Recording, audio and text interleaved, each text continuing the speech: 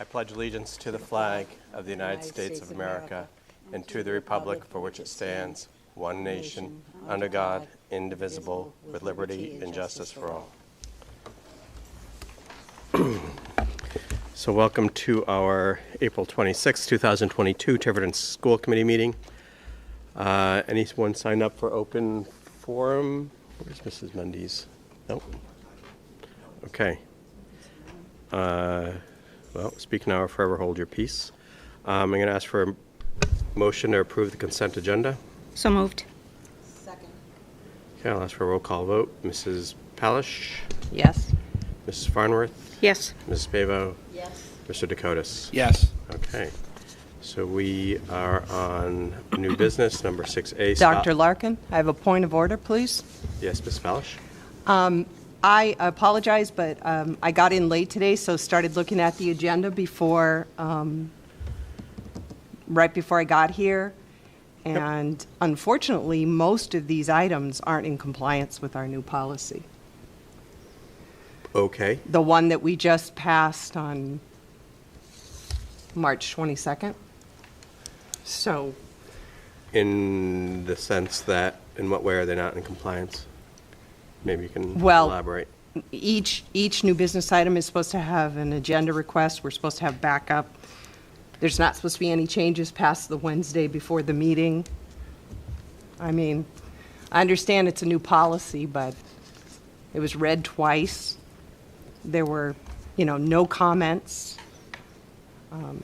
It was approved unanimously, and, I do apologize if anyone's here, but if we're not going to follow our own policies, why would anybody follow our policies?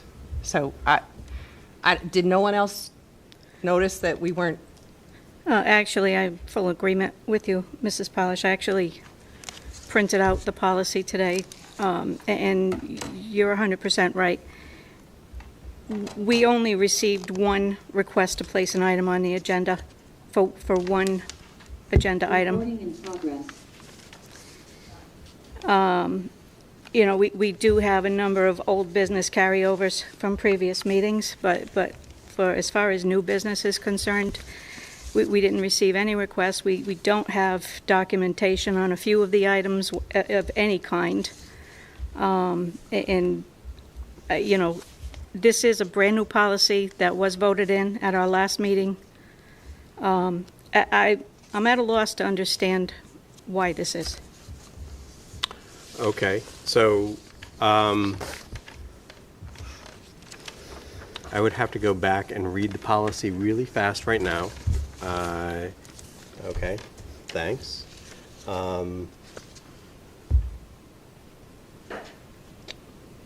This policy.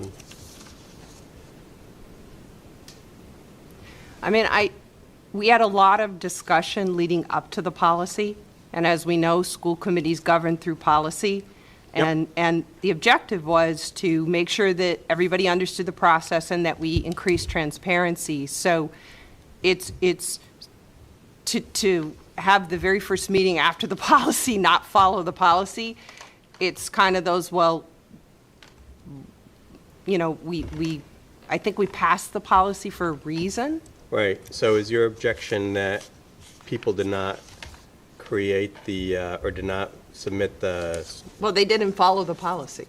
Read the policy. It says the So new which- business item, they need to have an agenda request. Right, They need to have backup, and nothing should be submitted 5 business days before the meeting, which would have been a cutoff of Wednesday. And I know there was a late change I saw when I got back on Friday. So, again, I'm not trying to be difficult, but we passed the policy for a reason, to increase transparency and make sure that we all understood the process. And if we're not going to follow it, then how do we expect constituents or parents or students to pass other policies that we pass when we're not even following the ones that we pass? So I think the only one that meets the qualifications actually is Mr. Farley's. Thank you. okay. So, We have a number of old business items that are carryovers, but anything that's new I mean, the purpose of the new policy was to provide transparency, not only to the public, but to this board as well. Right. So that when we come to meetings, we can be prepared. And with the absence of backup, with the absence of understanding why certain items are on the agenda or what the goal of those items is, I think it puts us at a disadvantage. So sometimes issues, there are policy, or not policy, there are agenda items that actually don't require backup, I would say, at times.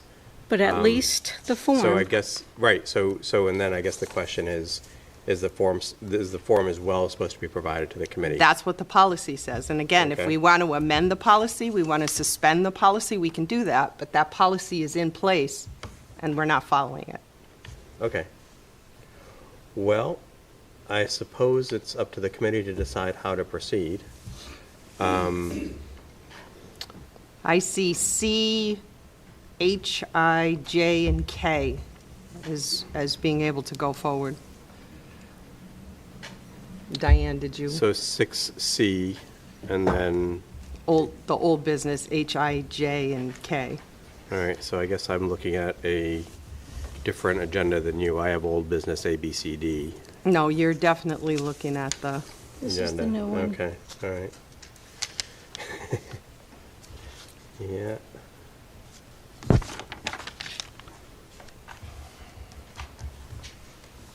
and correct, it's, my preference would be to follow the policy, but you are correct, it is up to the board. Yep. I'd like to make a motion, please. Okay. I'd like to make a motion that we table items 6A, B, D, E, F, and L. And G, G's not an item. it is on, Oh, and G. I'll second it. Okay, for some reason, I don't have the correct, I was not sent the, I pulled it off Secretary of State. So what Yeah. did she said A, B, C, D, E, and F. A, A B, through F? no. No. Item C was accompanied with the required backup. Right. Mm-hmm. So the motion to table is for A, B, D, E, F, and L, And G, and G. Sorry. which is I have obviously a mistake, but missing let's A table it. Because that young man is here, his parents are here. yeah, okay, And so we've there's got been a, this- yep, this is the there's, backup. This is, I mean, yeah, there's a motion that has been seconded, so I'll open up to discussion for the rest of the committee. Ms. Farnworth, anything else to add? Not at this time. Mrs. Palish? No, thank you. Mr. Dakotas? No. Mrs. Pavo? no. Okay, well, I think that we should proceed with all of the items myself. Perhaps it is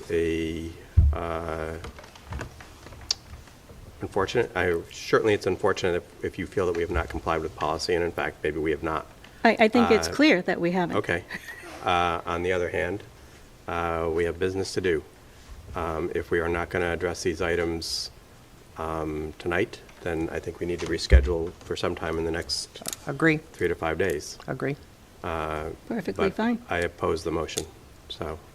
I do want to just say that, again, it does set the precedent that which policy do we follow and which do we not. We certainly didn't, when we passed a mass policy, said to our parents and our students, you know what, follow it, don't follow it.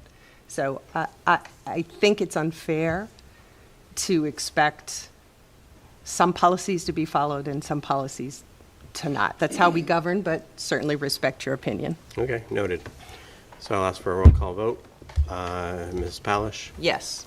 Ms. Farnworth? Yes. Mr. Dakotas? No. Mrs. Pavo? No. I vote no. The policy, or the motion fails. I'd we like to will make a motion, please. Yep. I'd like to make a motion to suspend the policy just for this meeting. I think we should add another meeting, even if it's I don't know if it needs to be executive. Let's get our thoughts and our brains and our policy on the same wavelength, because I will admit down here on my end, it slipped my mind. I agree with Deb, we should follow policy. And I think going forward, we should do it the way we said we were going to do it. So my motion is for tonight to suspend it, and then we have a meeting, then going forward, we do what we said we were going to do. We can't suspend a policy without a Yeah. notice that we're going to have Yeah. that up for It's discussion. not an agenda item. It's not an agenda item. Yeah. The, and again, a motion is made, it failed, so I think the question becomes, are we in violation of the open meetings law if we have not followed our policy with regard to agenda requests and providing backup? Unless someone would like to, I guess make another motion that we would be in violation or try to stop us proceeding. We went through that, so.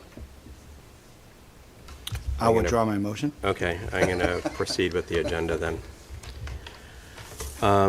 So, and I don't know why I don't have the most updated agenda, but I do not. So, if you wouldn't mind, I'd appreciate that. So I think item, can share. actually, I think I'm good with Diane's copy. So item 6A, Spotlight on Success, the National Merit Scholarship Program. Mrs. Craven? So we have a student here this evening we'd like to recognize. Ethan Agnew met the Requirements to enter the 2023 National Merit Scholarship Program. It's a very distinguished award that he's receiving, and it's competitive, and there are 50,000 students out of 1.3 million who score high enough on their PSAT to get into the Merit Scholarship Program. So congratulations, Ethan. Nice job, very well done. Okay. Congratulations, Ethan. You want to come up and speak a few words about how smart you are, or? I knew if I offered it that way, you might be inclined to accept. Thank you, Mr. Larkin. Well, this award certainly means a lot to me. I worked very hard studying for the PSAT. Of course, don't know how far into the national merit I'll make it at this point, but I'm just proud to be commended by the scholarship. Thank you. Okay, well done. you. So, thank you for all your hard work. I think you were one of the ones that moved us up in the rankings. So, all right, item 6B, accept donation, discuss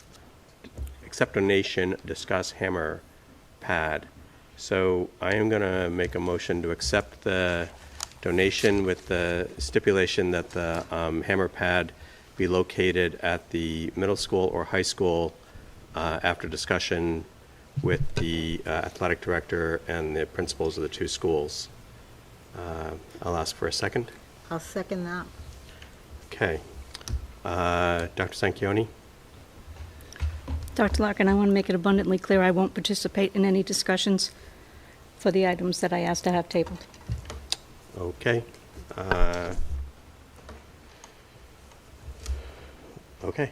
Just let me know somehow. I guess it's the no's. So the motion's been made and seconded. I'll open it to discussion. Dr. Sanchioni first.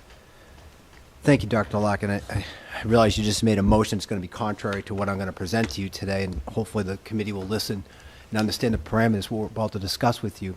We have a very prominent member of the community who's offered to install a hammer/discus throwing pad on the lower field at Ranger Elementary School. The location of this was carefully considered after assessing the entire grounds that are available to us at all of our fields. There's a large space that needs to be provided for these students to throw. And after assessing, as you know, in the spring, we have boys baseball, JV team varsity, girls softball, JV team, varsity, a boys lacrosse team, a girls lacrosse team, and a track team. So we utilize our space extensively. In walking the facility, the recommendation first came from our athletic director, Mr. Murray. Mr. Murray, again, scouted the entire facility and came back with this recommendation. He brought the recommendation to Principal Cabral.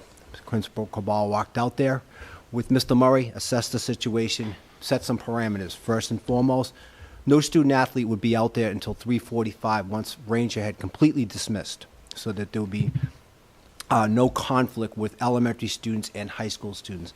Secondly, the way the pad is being installed and the vector where the thing will be thrown poses no safety risk to any student who would be up on the playground or anywhere else near the school.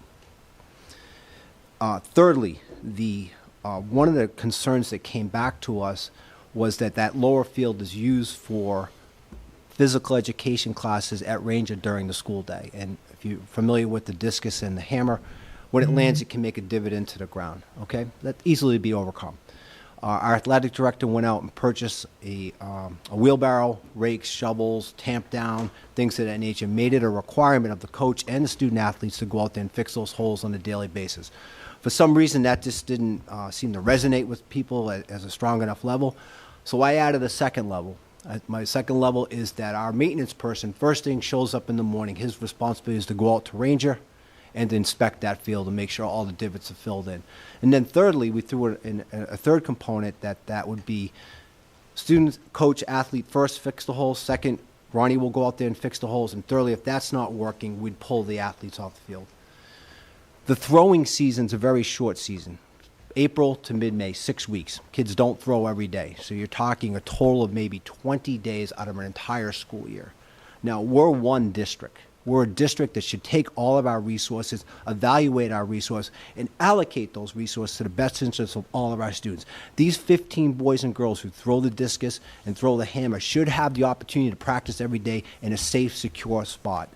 We've identified that. This recommendation tonight is coming to you from our athletic director, the principal of the high school, the principal of the elementary school, and our superintendent. We'd like to install this down on the lower field at Ranger. We feel it's the safest, securest spot for our student athletes. It poses no risk to the students at Ranger, and it will be a great opportunity for these kids to practice on a daily basis.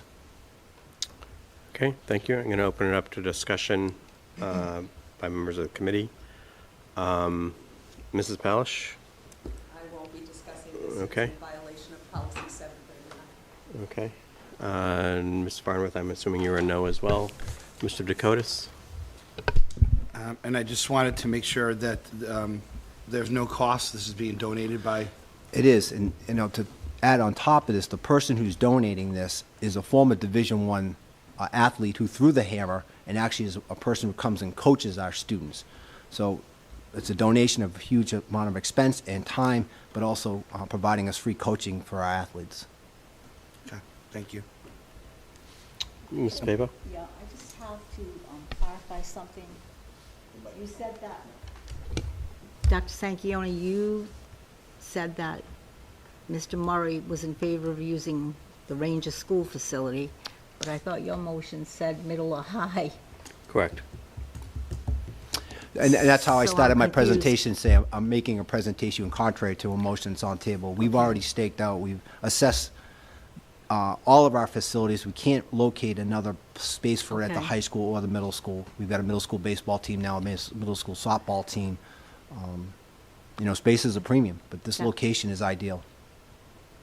But having two different recommendations, because you're saying Understood. Ranger, Right. you're saying the athletic director recommended Ranger, but Dr. Larkin said he recommended middle high school. So So- by point of clarification, the motion I made was based on my concerns and concerns raised by community members. So that's why I made the motion the way I did, and I'll be happy to speak to that when my turn comes, or if you want me to do so initially. Okay, because I'm confused, because I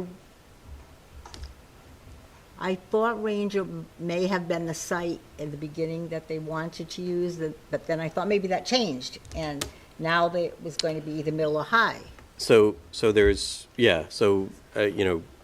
kind of to frame the issue, one is that we have a donation from a community member. Right. I don't know if we should probably name them since they're being so generous. Well, I don't I think- Or do they not would- want to be Depending named? on the outcome of this, I may want to. Okay.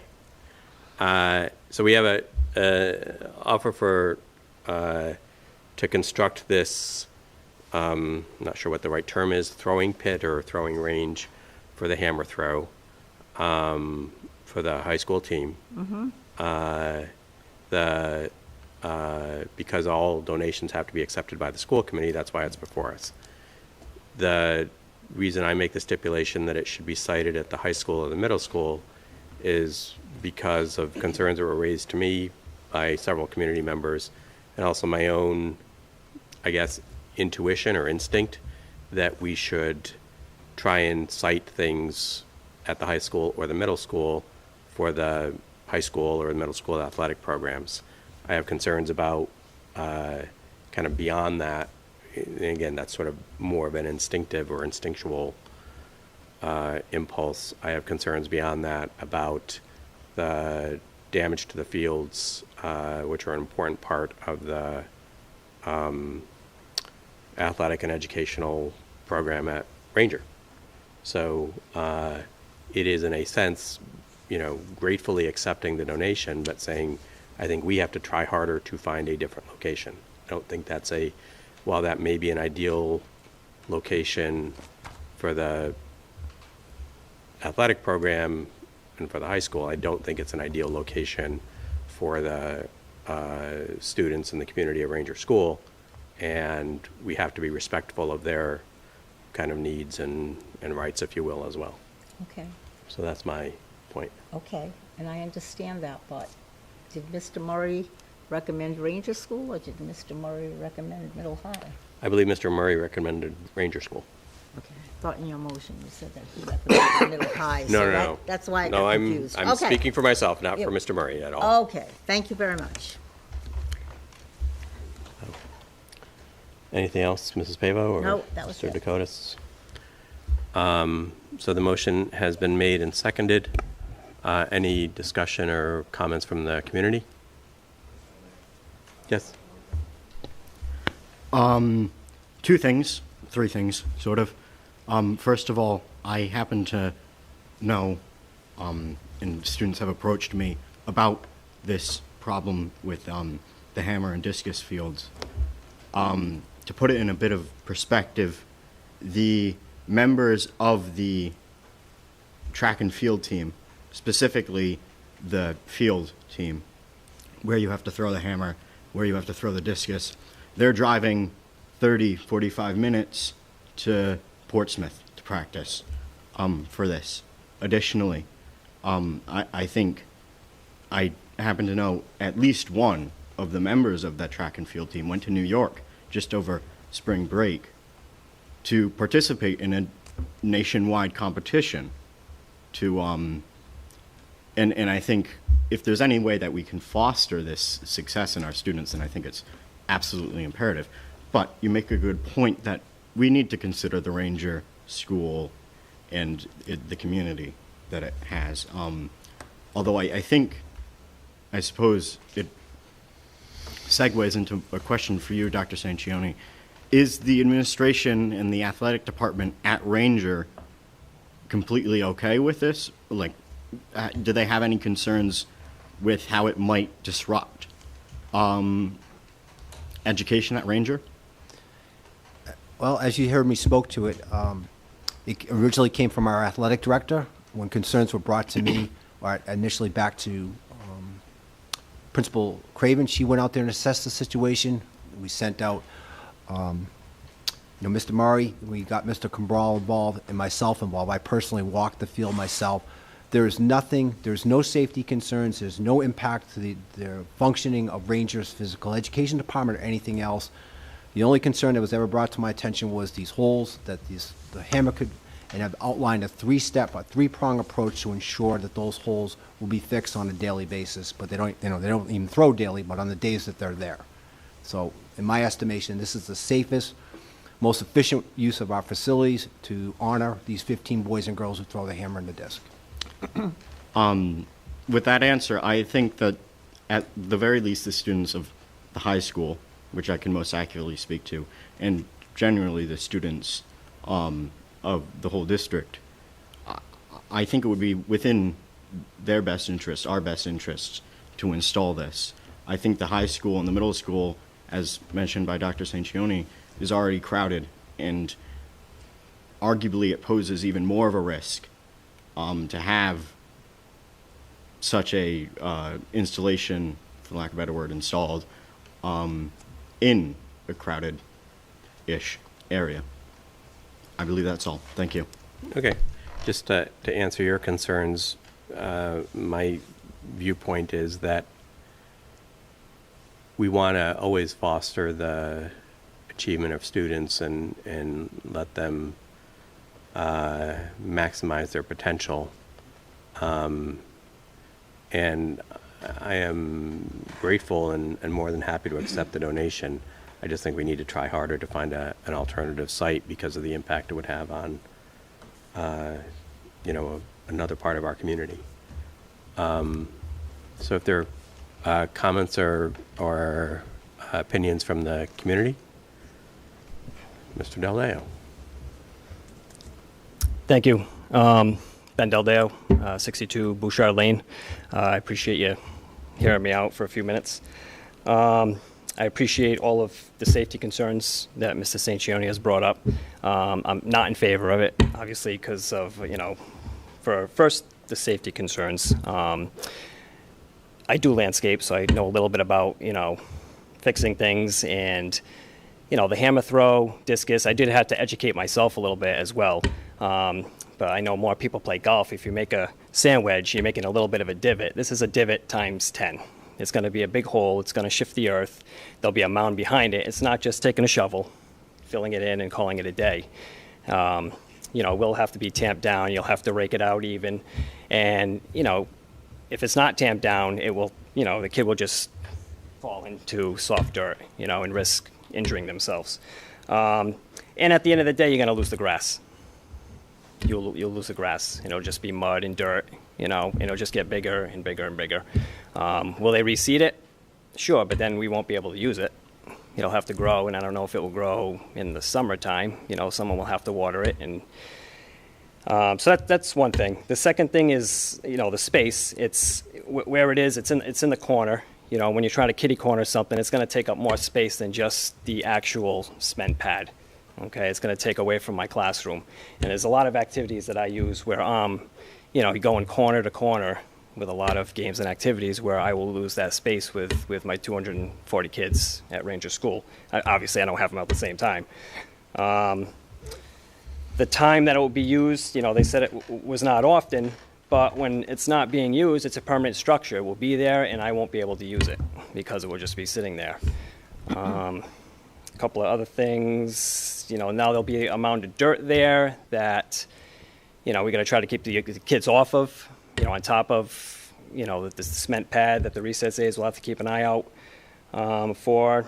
And my other concern is when there are meets. I believe, I'm not sure how many meets there are. If there's 2 or 3 home meets, what time they're starting, what time parents are arriving, if that's earlier than 3:45, are they going to be parking up at Ranger while we're trying to dismiss?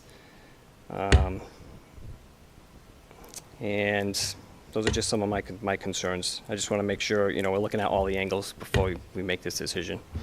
So, appreciate it. Okay. Thanks. Thank you. Excuse me, Dr. Larkin.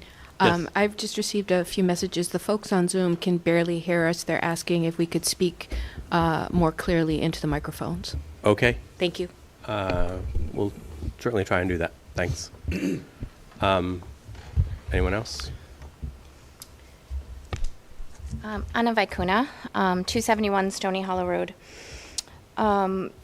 So our Ranger community does have concerns about the track and field equipment being moved permanently down to Ranger, and how that affects the Ranger community overall. It seems like we're starting to intermingle those campuses, and now sporting equipment and fields are being moved down there. So, this is obviously a small amount of space that's currently being asked for, but, brings up the concern about now that this is being potentially approved, will other things be on the docket to say, okay, we've run out of space for them here at the high school, but there's this other space down here, and we can continue to push the envelope, so to speak, and to take up more green space at Ranger just because these campuses happen to be located, directly next to each other.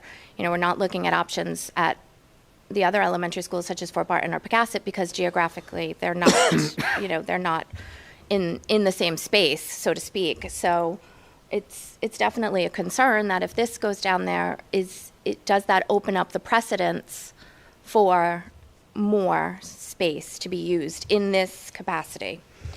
It's been mentioned that one of the reasons that this hammer throw is being moved is the damage that it has done to the high school field, and that it creates divots that are potentially dangerous.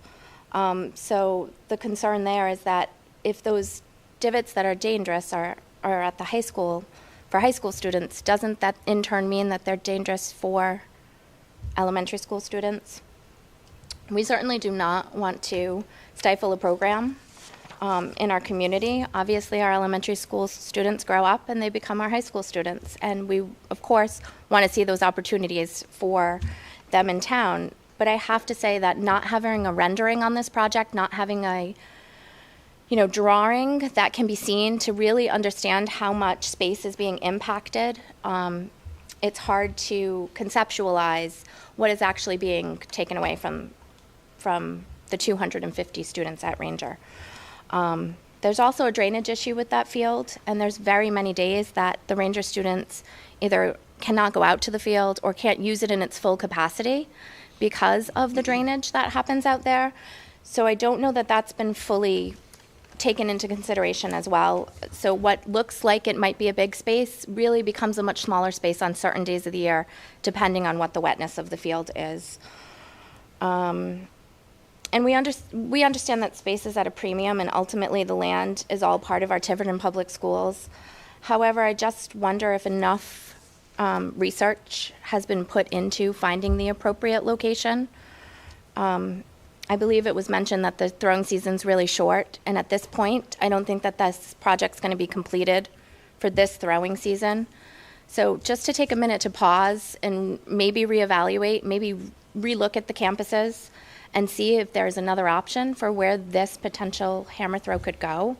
I think, having the donation approved means that, we go forward and we take just a minute of time to see whether this really is the appropriate location for the hammer throw to go. Okay. Thank you. Thank you. Thank you.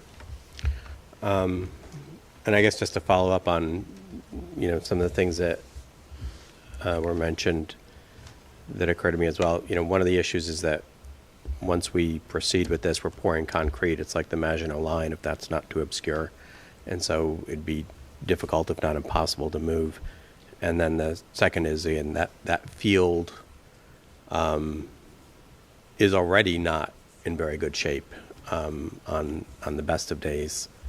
So now we're going to inflict more damage on it. Hopefully, again, that we would correct. But even if there's a problem with the teams correcting things or repairing things, and they say, okay, you can't be there anymore, well, that pad is still there. So I don't think you can remove that other than with sort of jackhammers and much more expense and other things. I don't know if we're monitoring for public comments or questions, anything, Ms. Bouchard? The Zoom is just Okay, all right. All right, any other comments from the committee?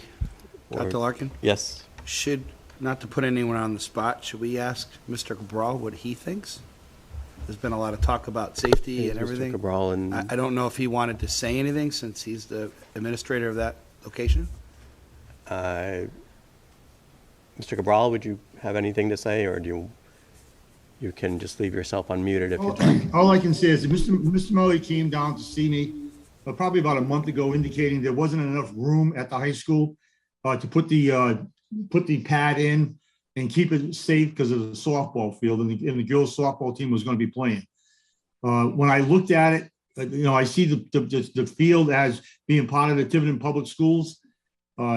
The stipulations that we did make when I met with Mr. Murray, I met with the superintendent, I met with Mrs. Craven, was that the high school students wouldn't be down there when school was in session. So they weren't going to start to the earliest at 3:45. The field would be any damage that was done from would be fixed each and every day, as the superintendent said. And it was just in the spirit of working together as one school system. I know Mr. Del Deo hasn't been in agreement with using his field right from the get-go, but I understand that. But I also take Mr. Murray and Ms. Craven at their word that the field would be fixed each and every day. Thank you. Okay. Anyone else? Mr. Farley?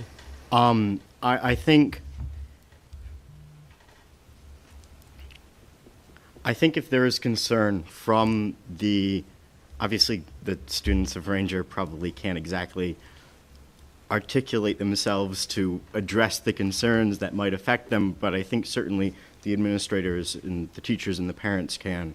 And I think if the teachers and the parents aren't, or a grand majority of them aren't necessarily satisfied with the safety concerns that the team is taking, then perhaps we, invest in more safety concerns or just start a discourse in which how can we get safety concerns that will satisfy the parents and the teachers. I still think that as a school district, we do need an area for the track and field to practice, and I think generally having it at Ranger is a plausible idea, but again, we need to have homogeny between everybody and just taking into account what factors we can do to prevent any risk. Thank you. Thanks. Yes, Ms. Craven.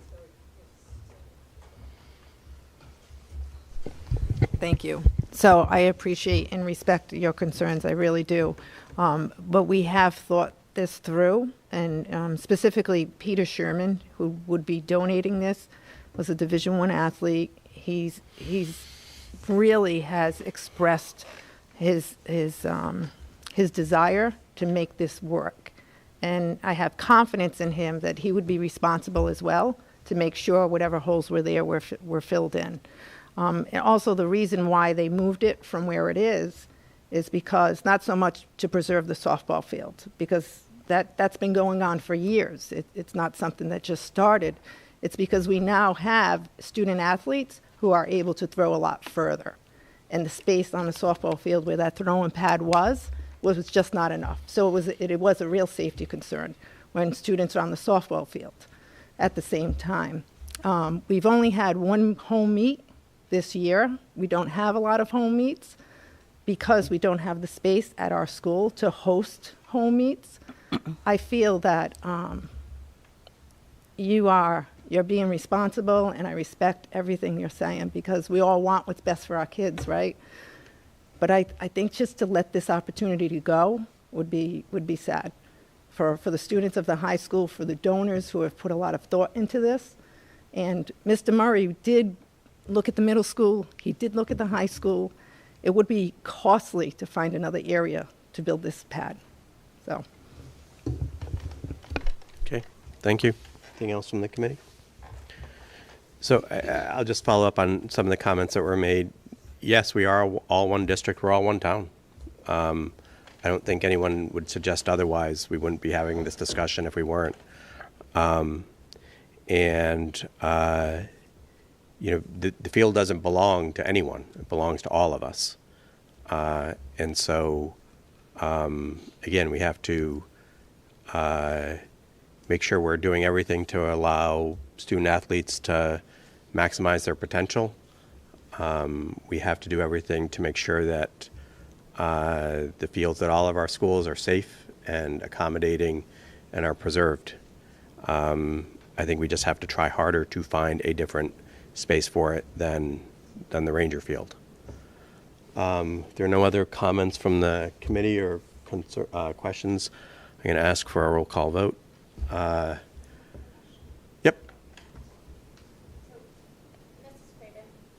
So with you saying that it's costly to relocate it to another location, so that potentially means that there would be the cost of site work involved, right? Clearing of trees, fill, grading. So again, if this was tabled because it's not going to be complete for this throwing season, and we were able to find a way to have a different location and find possibly a donation of site work to go along with it, we possibly could find room for it on the high school campus versus Rangers campus. It could be something that could be explored, that there, at the moment, there's not a cleared piece of space for it. Right. But It's very wet down in those lower fields. that's what we're saying. Ranger Fields is very wet. It's very wet. That's and what so we're saying. we did explore all of those options, and, Yeah. and then there's a lot more to it than what you and I are capable of understanding. Well, actually, I'm well versed in it because PTO at Ranger put in a drain to Right. solve some wetness, and there were drains there that just actually weren't tied into. Right. And it's not as costly as you think because the drainage is there, it's just not tied into. So I do know a little bit about the site work and plans because I looked at them with Mr. Mendes when we did that project. So I don't want you to think that I'm here, like both Ben and I we're both athletes and graduates of Tiverton High School. We both have banners in that gym from our years here as to win state championships. We don't want to stifle the programs that are being brought and coming. I'm just saying that maybe we could look at this.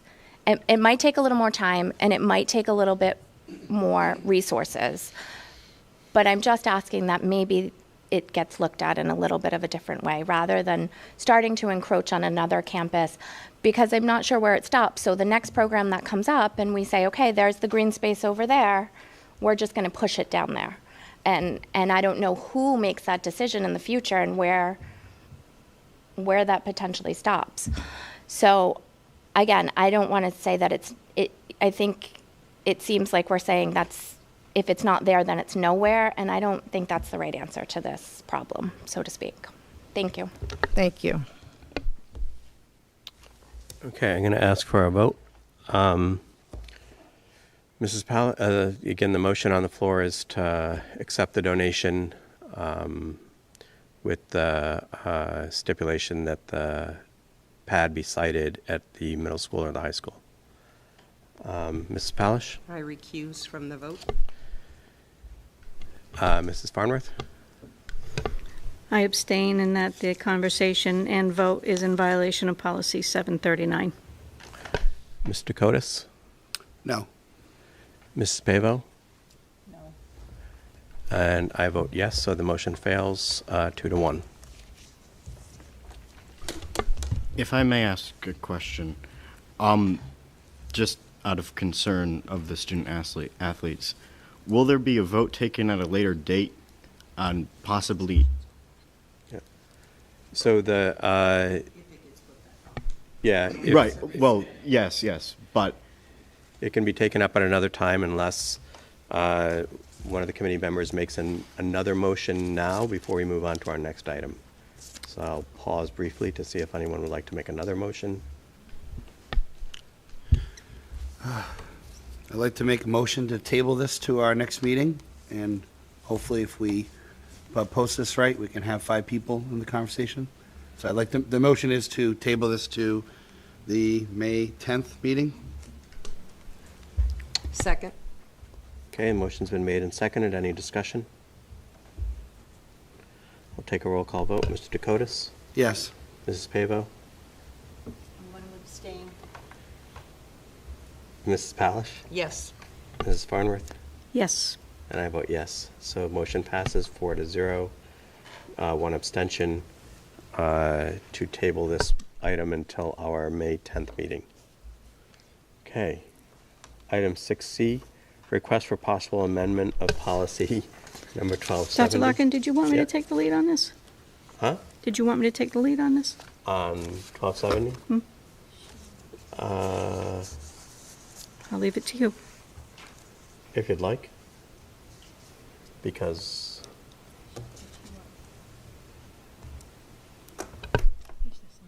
oh, I know, but he's okay. I'll turn the chair over to Mrs. Pavo, or Mrs. Farnworth, or whoever wants it, frankly. So the next item on our agenda is from Mr. Farley, a request for possible amendment to policy 1270. Mr. Farley, I'm going to ask you to actually, do you have a copy of your form with you? Of my form, yes, I do. Could I ask you to read through it? Because honestly, there's a couple words I couldn't understand. I appreciate you filling it out. Yeah, I've gotten that before. You can ask any You of my write like teachers. a doctor, just. Yeah. So there's my name, the organization, which is just my position, the representative to the school committee, my address, which is 232 Stony Hollow Road, Tiverton. Title of agenda request, possible amendment to SC policy, school committee policy, number 1270, and then in parentheses, student representatives at school committee meetings. And then a detailed description, amendment to make the representatives elected by the body, the student body, and instate them as student council members, because at the moment they're proxy members, if that makes sense. They're appointed by the, as the policy stipulates, they're appointed by the student council, which doesn't really make them student council members, more so bureaucrats, for lack of a better word. So thank you for that. Do I have a motion to accept Mr. Farley's request to amend policy 1270 to make the representatives elected by the body and instate them as student council members? So moved. I'll second it for discussion. Okay, so beginning our discussion, Mrs. Polish? So Sam, just so I'm clear, excuse me, Mr. Farley. Yeah, it's okay. Way too familiar. So the school committee representative is sort of a pseudo student council member now, and you want, when this board appoints a student representative, you want them to be a formal and recognized member of your student council? Yes. Yes? Okay. Yes. Yes. Why do you think that's important? Well, for a number of reasons. First of all, I think in addition with them being voted in by the larger body, it improves communication and student involvement, and you're allowing the larger body to understand that they have a voice on the on the school committee, and that they can come to one of their peers and voice concerns that we can then in turn voice to the committee. Now, I believe I looked at the policy before we came. They could appoint one of their members as well. Yes, they Okay. could. So you're saying where they don't choose to appoint one of their members, but the larger body picks someone, they should at least be working in concert, so have that person, okay. Precisely. Thank you. I'm all set, Ms. Farnworth. Thank you. Sorry, just one other thing that I forgot to put in the detailed description, but I think it doesn't necessarily stray out of term with what I stipulated. I would also like to, and this is less of a priority, but open the position up to lower classmen. At the moment, only juniors and seniors can run, and I think that creates a bit of a disparity in representation. Okay. You know, If I could ask you, the motion on the floor is as stated? Stated, yes. And perhaps if somebody wants to amend that motion, that's okay? Well, But I would, first of all, because we have a motion and a second, I would like to continue discussion and questions by the members of the committee. understood. Mrs. Pavo? I have one question, Mr. Farley. Have you investigated in other districts whether Do you have your mic on, Elaine? this process? You don't have your mic on. I definitely didn't. I have. Well, all around the country, there are students who sit on school committees. It's rather common, in fact. Although, as far as I know, in most cases, they are appointed by either the administration or the student. Oops, my apologies for anybody who's listening at home. Or by the student council. I think, again, the advantages that are presented by democratizing it is very clear. Additionally, there are other districts that take it even further in making it a voting position or such. So we're not sort of trailblazing here. We're just instituting reforms. Okay, thank you. That was my only question. Mr. Dakotas? No questions. Thank you, Sam. Thank you. Okay. And Mr. Farley, I've given this some thought. I read through the policy as it stands. Have you worked with the administration and the student council on this proposal? Extensively, yes. And do you have the backing of the student council? I do, yes. Okay.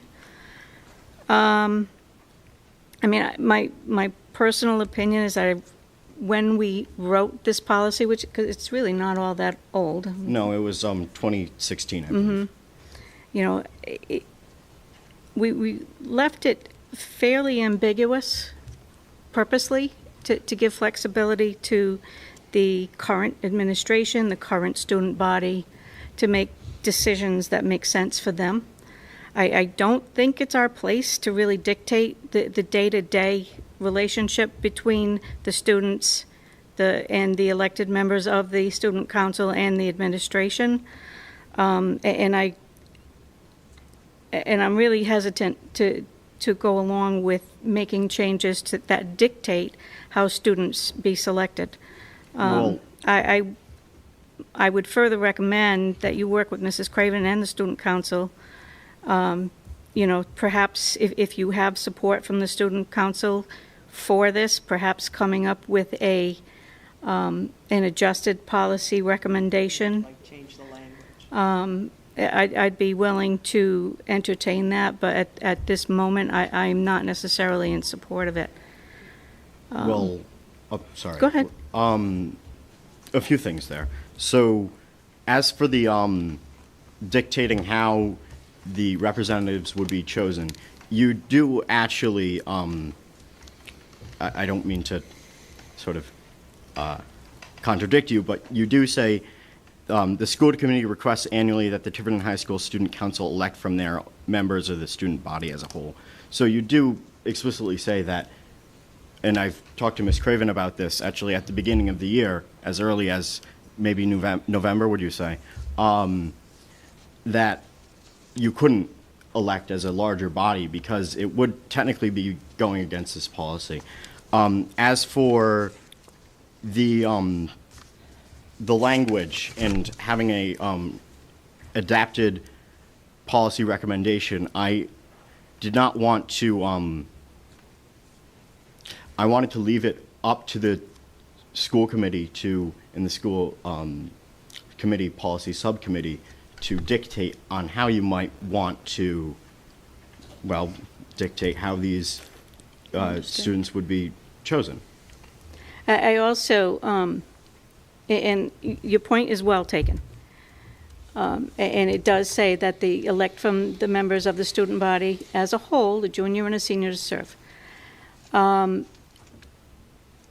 As far as inserting the right for that junior or senior to automatically take a seat on the student council, from our perspective, I really don't think it's our place. I think it's something that the high school, in their rules and regulations, if they decide that the student council should include the representative from the school committee, then that's fantastic. I don't think it's our place to really say it.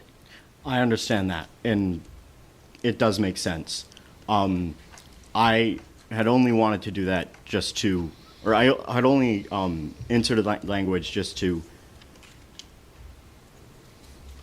attempt to establish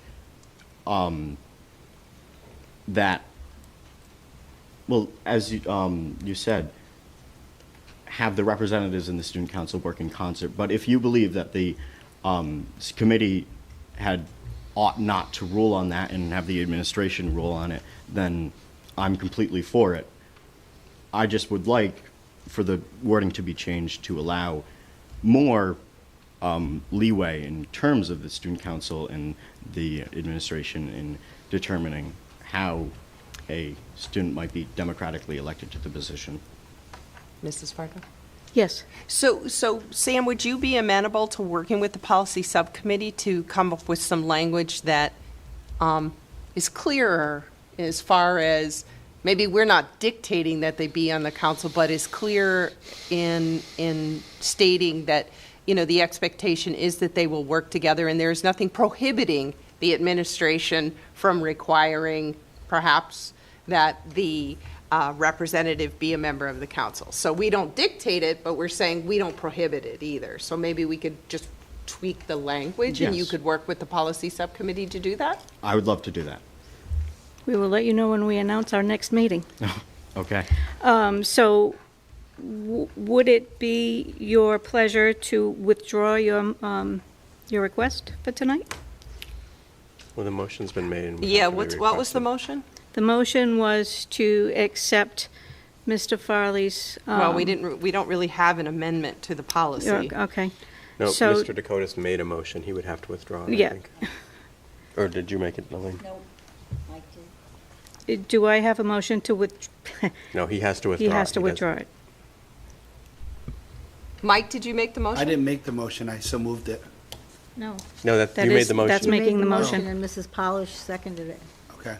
So I actually do know how to do this. So. You're going to withdraw? I'll make Sure. a new one. So with that being withdrawn, I will make a motion that we work with our student representative Farley, along with the policy subcommittee, to change policy 1270 in accordance with Mr. Farley's recommendations this evening. I And we will will bring second that that. back to the full committee. I'll second that. Is there any further discussion? Okay, calling for a vote. Mrs. Polish? Yes. Mrs. Pavo? Yes. Mr. Dakotas? Yes. Okay, motion passes 4-0. Thank you, Sam. Thank you. Thank you. We'll let you know. I will turn it back How come over I to don't you. get to vote? Oh, Would you like to vote, Dr. Larkin? I vote yes. thank you. Okay. Becomes a landslide.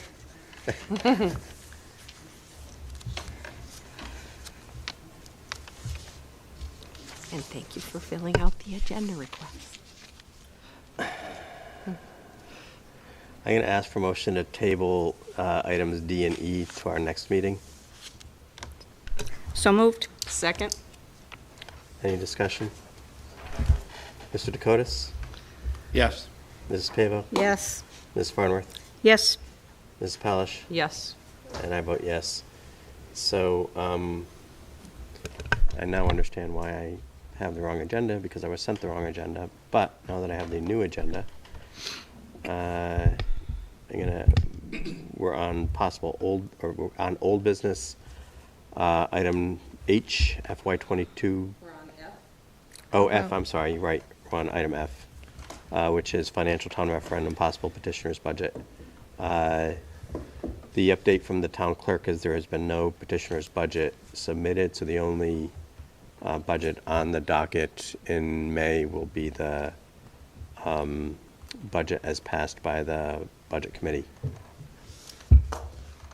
I don't know if anybody has any discussion about that, or would care to make a comment or have a question. Hearing none, we'll move to item H, FY22 budget to actual. Mrs. Roderick? Dr. Locke, may I Yep. ask the committee if they would consider moving up, I believe it would be J, the strategic plan update. We have a presenter here this evening, and I'd like to give her the opportunity to utilize our time as best we All right, can. I'll ask for a motion to move up item J. Hi, Lori. I'll make that motion. I'll second it. Any discussion? We'll take a vote. Mrs. Palish? Yes. Ms. Farnworth? Yes. Ms. Pavo? Yes. Mr. Dakotas? Yes. I vote yes. So item J, strategic plan. update. Update.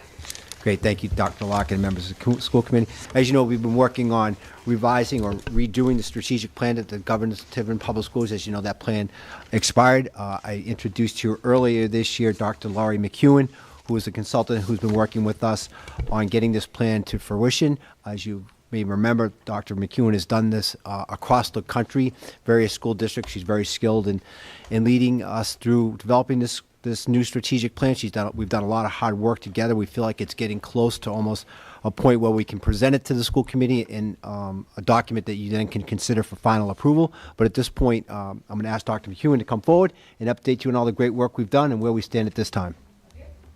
Yeah, right there. Thank you. And do you have the... Slide deck's going to come up in a moment. There you go. I cannot imagine that anyone anywhere will have trouble hearing me. You have to push the button right down there. Now they'll hear you. All right. Well, you might want me to step back. You don't want me to think I'm on American Idol. Well, I thank you all for your time tonight, and I want to thank Dr. Sanchioni and the administrative team, and really parents, faculty. We've met with so many folks across this district, and it's really been a pleasure to work with you all. So this is going to be a relatively brief update. When we have something final in hand, which should be very soon, I'm sure we'll come back and submit that to you for your approval, but we wanted to give you an update on where we were in the process right now. And I know we've talked a little bit about what was to come. So if we go to the next slide, that's just my picture and my information. We can just go right past that. We don't need to look at that too long. I did want to start with a quote. You know, so often when I've sat where you sit and as a school committee member, and I've sat on the district administration side, and we get caught up with a lot of important things, but sometimes we forget what is most important, which is the education of our students and the future that we're making for them. So this quote from Sitting Bull just sort of resonates with me. Let us put our minds together and see what kind of future we can make for our children. And that's what the administrative team and folks across the district have been putting their heads together about. So let me show you our timeline. So we began with some data gathering. If you remember, December, February, I think I came and talked to this committee early around that time. And the data gathering has been robust. It was Dr. Sanchioni's suggestion that we meet with all faculties. So the principals were gracious enough to open up some time for me to come and meet with all of their faculty. So I think that we've talked to just about every teacher who, you know, was present on those days. COVID disrupted. There were a couple of reschedulings, and one was done virtually, but we met with everyone. We met with the parent council, a teacher leadership team, Council 94, and I came to you at the beginning to sort of just give you an overview of what we were doing. Between March and April, we did a synthesis of what we had learned and some early drafting of a plan. That involves some qualitative and quantitative data review and looking at alignment to current and proposed strategies. I think I spoke to you earlier when we first met. We want to make sure that we're not throwing out some great stuff that has been happening in Tiverton, and that no one sees a new strategic plan as throwing all great work away just to do something new. And so that was highlighted in some of our conversations. So we'll talk in just a minute about where that puts us now as April. Once we've finished this meeting, we will be getting some more community feedback. So we'll be sending out a survey to the community to ask for some high-level feedback and any suggestions. And then we'll move into planning and implementation in July and, of course, beyond. So, yes, the next slide.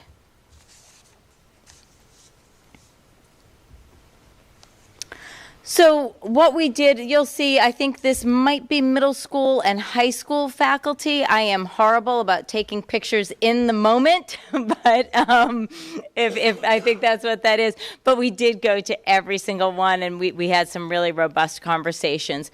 We used a plus delta format to get a sense of what is going well in the district and where the opportunities areas are in the district. And if you see, we went around, we had chart paper, we did gallery walks and World Cafe, and people really discussed with one another what was going well. I was able to sit in on some of those conversations, push, pull, prod a little bit to make sure people were giving their most honest and best feedback. And we walked away with all of these chart papers, which I took home, put into a spreadsheet, and shared with administration for us to review some of the similarities and differences and responses. So let's look at some of the recurring themes that came up.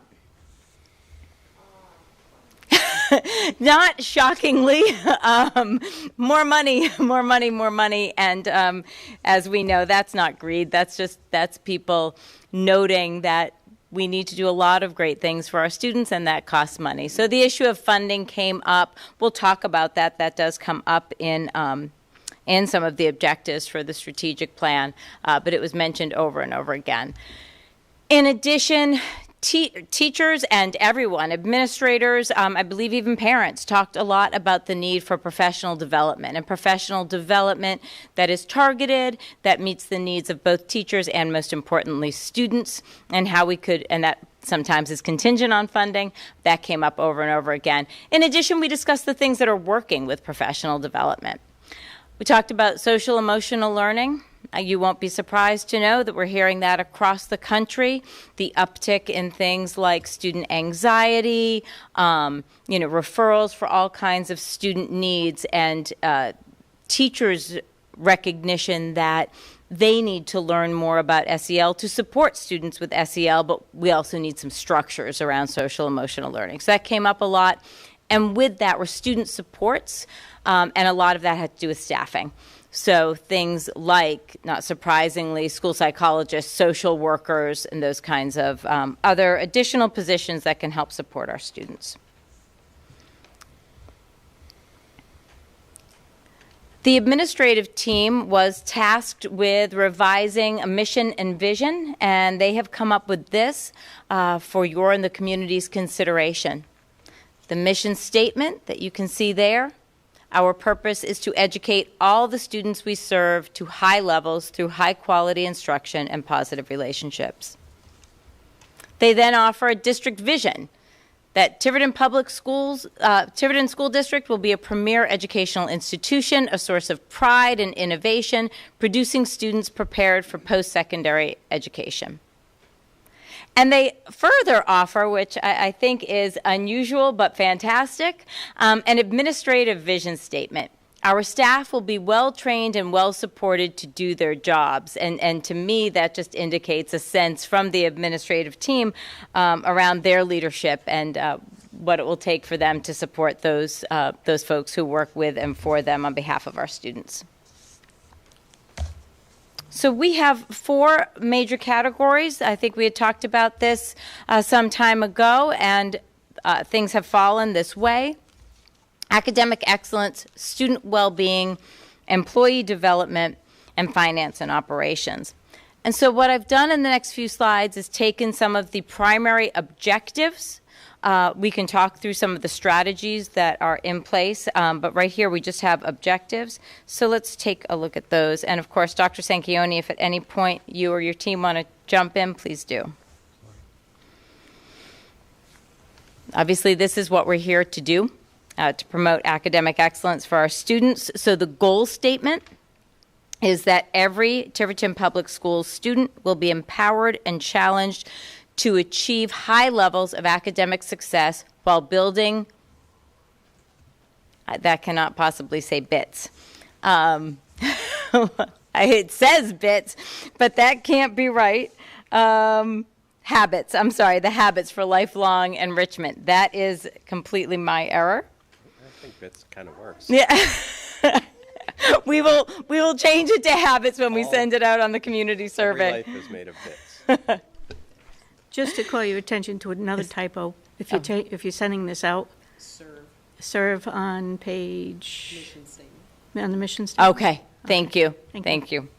And I'm sorry, I thought I did spell check through the PowerPoint, but it was a correct word, right? So, Most importantly for academic excellence is the creation of the Portrait of a Graduate. And Dr. Sanchione can probably talk more about where we are with that.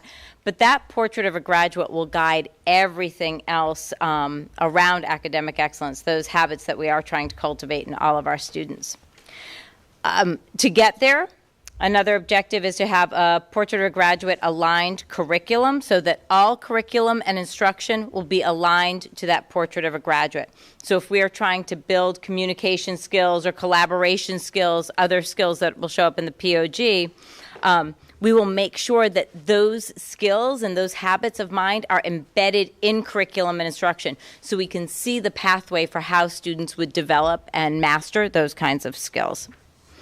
We'll be looking for consistent academic growth that will be met through a multi-tiered system of supports. We will be looking for every single student to be reading on grade level by third grade. That is a high bar, but it's one worth setting. As we know from the research, students who are not reading on grade level by the end of third grade are less prepared for future success. It's an indicator of all kinds of disadvantages for students. So we want to make sure that we get there.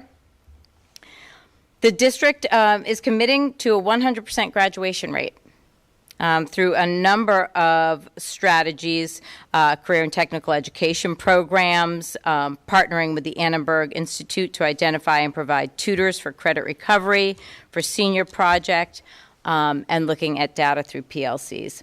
We're also looking to ensure that our students are all digital citizens at the end of this plan. And that means that they will appropriately utilize provided technology for deeper learning. You have more? Yes, they do. They're just not telling you. And please let me know if let me know if you'd like me to keep continuing or if you have questions along the way. I don't know what your pleasure is. Go ahead. I imagine you'll stop me. Okay. Oh, well, there we go. So student well-being, thank you very much for taking us there. Under student well-being, the goal statement is that Tiverton Public Schools is a healthy, safe, and supportive environment that nurtures all students' intellectual, physical, mental, and social-emotional growth in preparation for deeper learning. This goes hand in hand with academic excellence. We can't have one without the other. And so regular attendance was identified as a problem area. And so going beyond just regular attendance, making sure that no student misses more than 9 days is the goal of the district. We want to ensure that all students have trusting relationships with adults. We know, again, that is a marker of success for students. That can be achieved through things like advisory. And also, one of the goals here is that all students will be engaged in activities. So if we have every single student in grade 5 through 12 involved in before or after school activity, that's another connector to the school and the community. And that's a high bar, but again, I think one that should stand out as really valuable. Another goal here is to build the competencies around social emotional learning and development. Those will be in accordance with an organization called CASTLE. And there are 5 social emotional learning competencies, and I'm going to hope I remember them all. There's self-awareness, self-management, social awareness, relationship building, and responsible decision making. I believe those are the 5. All right. And so building those, again, through those relationships with adults and through curriculum will be important. And finally, you see here another goal is that we will have appropriate staffing to meet mental health needs. And so the administrative team will be tasked with looking at really what that ratio looks like and how much they need to increase FTEs or part-time roles or move folks around to get there. Our third goal is around employee development. And here we are looking to create a culture of equitable and empowered learning that develops individual and shared professional goals while executing continuous improvement through collective efficacy and shared responsibility for student learning. And that really means that we're building up a strong culture of teaching and learning across the district, a shared responsibility between teachers, administrators, paraprofessionals, etc. We'll be looking at job-embedded professional development for all of our teachers. Most of that will focus on universal instructional strategies. The district for some time has been using a book by Rebus and colleagues, informally known as the Green Book. And in the Green Book are a number of baseline strategies, and those strategies, there are some skills that have been identified by the district as most important, and those will be the baseline skills for all Tiverton educators. I can tell you that those are writing across the curriculum, project-based learning, technology to enhance student learning, and using professional learning community data to drive instruction. So with a focus on those through professional development, we'll realize some of the goals that we mentioned in academic excellence and student well-being. Support for all new teachers is a goal, that every new teacher will be supported in his or her first year of teaching, that educators will develop these, the proficiencies in reading and structured literacy proficiency, and we know that that is something that I believe has been, that is a Rhode Island, is that now Rhode Island state law, that we will be, teachers will have this knowledge. And again, that then leads into our goal for every student reading on grade level by third grade, and so we see the connection there. You should see the connection, hopefully, in most of these. That will have job-embedded professional development, I think I've already talked about, and that all teachers, every teacher, will be part of a collaborative, student-focused professional learning community. And that is easier said than done. That requires scheduling and support at the district administrative level, but it is so valuable so that teachers are sharing information about students, sharing information about best practices, and acting on data. I just have a question about employee development. With that professional development, I know a lot of it's focused around that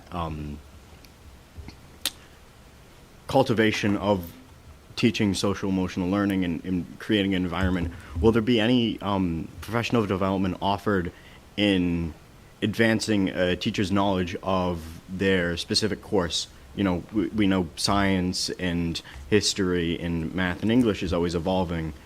I'm assuming. So I think the team could probably speak to this. When we talk about, I don't mean to cut you off, when we talk about job-embedded professional development, that is exactly what we're talking about, building up the necessary skills for what people teach. The first point, though, is that there will be those universal structures or supports that transcend learning. They're just great pedagogy in all areas, some of the ones that we mentioned. And then, I don't know, Dr. Sanchione, if you want to speak to more of that. So if I understand your question, Sam, feel free to re-clarify. You're saying, are our teachers going to work on the content that they teach? Yes, and will there be specifications for each department? Absolutely. And so that's embedded in the curriculum that we create for each course. That's linked to the Rhode Island standards and to the national science standards and other standards that our students need to be successful on the SAT. And so we take a lot of time in creating formative and common assessments so we know what our students are learning, where the gaps are, where the omissions are, and we ask our teachers to analyze that data and bring it back to enhance their instruction. So that's all done during the school day. That's the schedule that your Principal Craven creates at the high school and Principal Zatoli creates at the middle school. So a lot of that work's being done. I suspect that be to the case. I just wanted to make sure. Question. Thank you. Thank you. And I think actually you raise a great point that many of the strategies have to be developed once we have the plan in place, and it will be a year by year based on the needs of the community. So finally, our fourth goal is around finance and operations. Tiverton Public Schools will ensure that finances, operations, and physical structures support student success. And so we have three major goals here. All 5 schools will have a well-defined capital plan that will lead to the repair, upkeep, and modernization of educational facilities.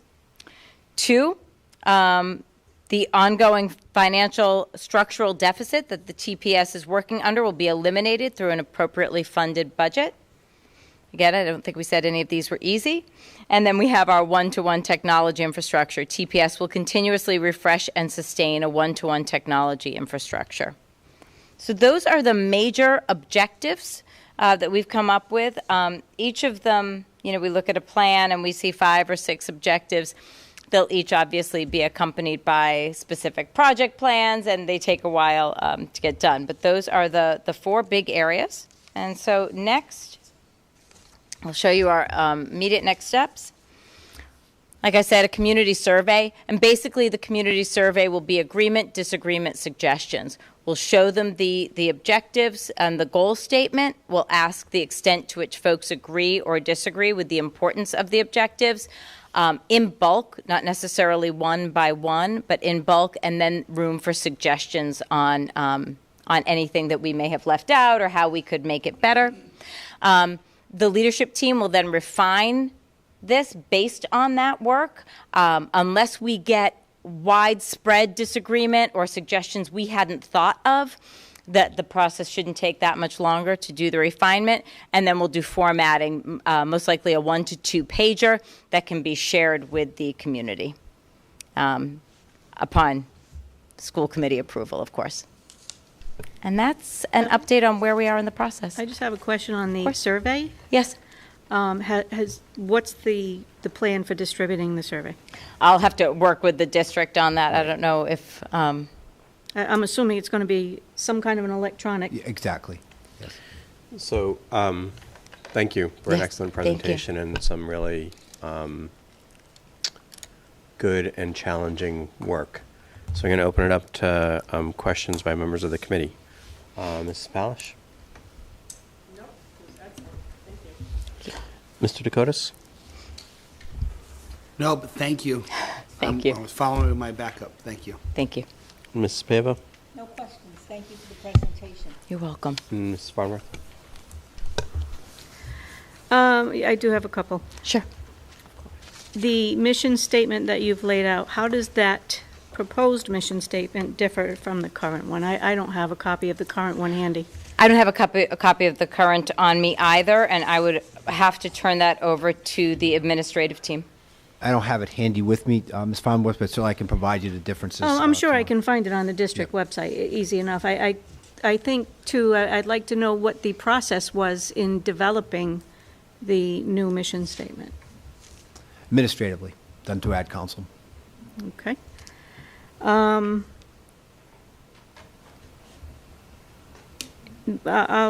The job embedded PD, you say for all in your PowerPoint, yet you do suggest that it is for teachers. Oh, yeah, I'm sorry. I did say teachers several times. I'll let the district speak to the plans for, you're talking about paraprofessionals and others. I think it is in here, and I just didn't put it in the PowerPoint.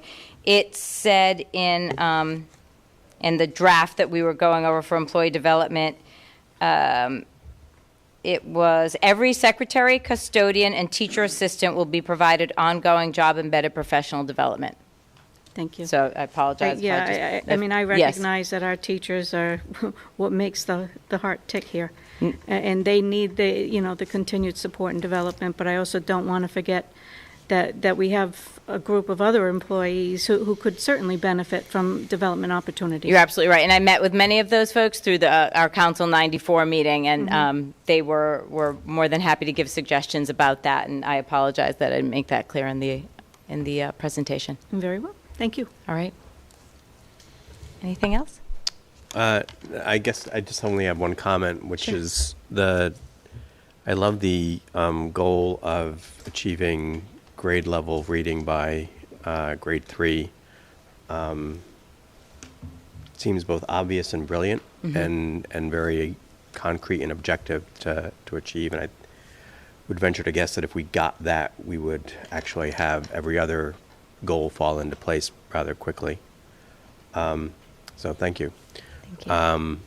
Any other questions or comments from our administrators present or online? They're minimized, so And could I just There they make one are. comment? I appreciate the thanks for the presentation, and I have enjoyed facilitating, but the work in here, the great work in here was done by these folks, and then all the wonderful folks in your community that I got to spend such great time with. So I won't take credit for anything in here, but it's been my pleasure to work alongside these teams. Okay, thank you. So, anybody on Zoom? They're all awake anyway, okay? And from anyone present or from the public? Mrs. Bach. Okay, thank you very much again. Thank you so much. Thank you for your time. So we are now up to item H, the FY budget to actual. Ms. Roderick? Thank you, Dr. Larkin.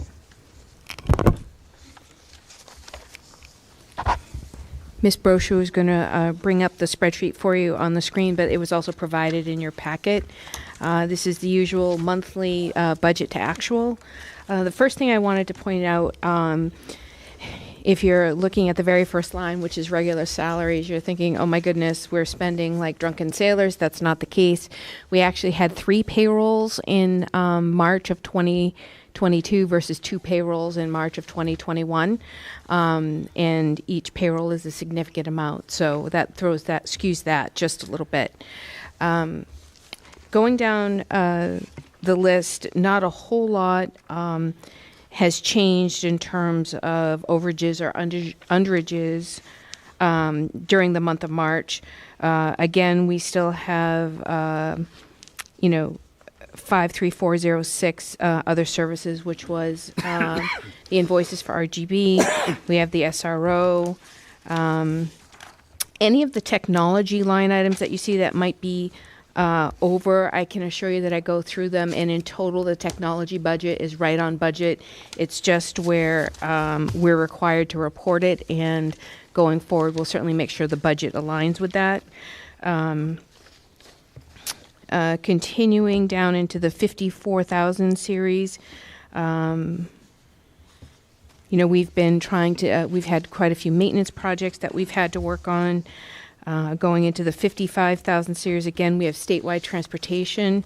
In particular, there's a particular route that needs to be run that's quite expensive, although the good news is we're hoping that that will end at the end of April. Save us a little bit in the long run.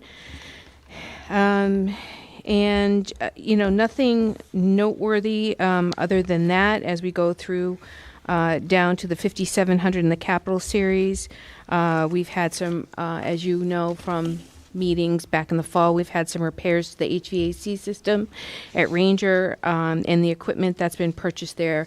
As you know, all of our capital purchases have to go through our UCOA system. So, and then going down to the bottom, we do have, we still have some grants that we have to transfer over, and we're just waiting for either reimbursement from the state or to be updated in Acela grants.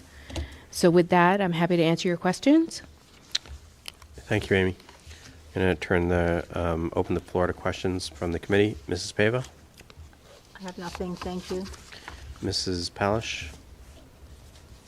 So Amy, just looking at the totals, it looks like the big driver is just that extra payroll. Correct. Yep. Ms. Farnworth? Auditing and actuarial 53401 looks like we paid a bill this month. If we had an annual budget of 38,000, was the audit significantly less than expected, or was there something else that you have built into that budget line item? So I believe last year and the year before, our audited budget was roughly in the 35,000. That's not only the financial statements, it's also the UCOA validation as well as our single audit portion of that. When the bids came in this year, the town treasurer just split the bill in half, and that's what that reflects. I'm not expecting anything else, so I would expect going forward for it to be a little bit less. Okay. Not that we can't use that sort of extra to cover some other items. No, certainly.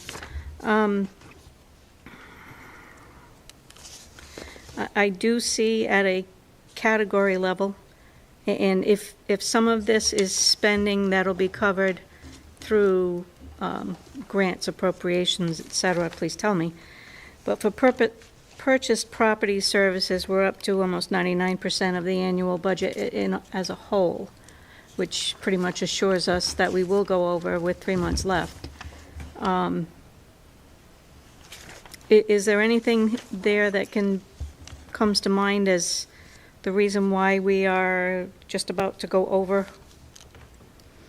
Other than the fact that we've had some unexpected maintenance expenditures, that, as you can see, particularly in, we've had grounds maintenance, and then the non-technology related maintenance is just our general maintenance. We've had quite a few projects that have come to us that were not anticipated, and we just have to cover it for the safety of the schools. What kind of grounds maintenance would that be? We have the grounds maintenance. We have, part of that is the fields for the student athletes. Part of that is also around the outsides of the schools. We have several grounds. Okay. Well, I mean, you know, several of these items are already over the annual budgeted allotment, and so I think as a whole, the category is close to the 100%. I understand. And the same is said for supplies. So, I'll just ask, I believe we have a policy in place that requires that you move funds from one category to another should you go over? And we'll have to go back and look at that. We can certainly look at that. My last recollection was that you asked me not to do that so that you could look at where the overages... It would be by vote. I'm sorry? It would only be by vote. I don't understand. If the committee voted to allot more from one... and truthfully, I don't have the policy open in front of me, so I don't want to assume what it says.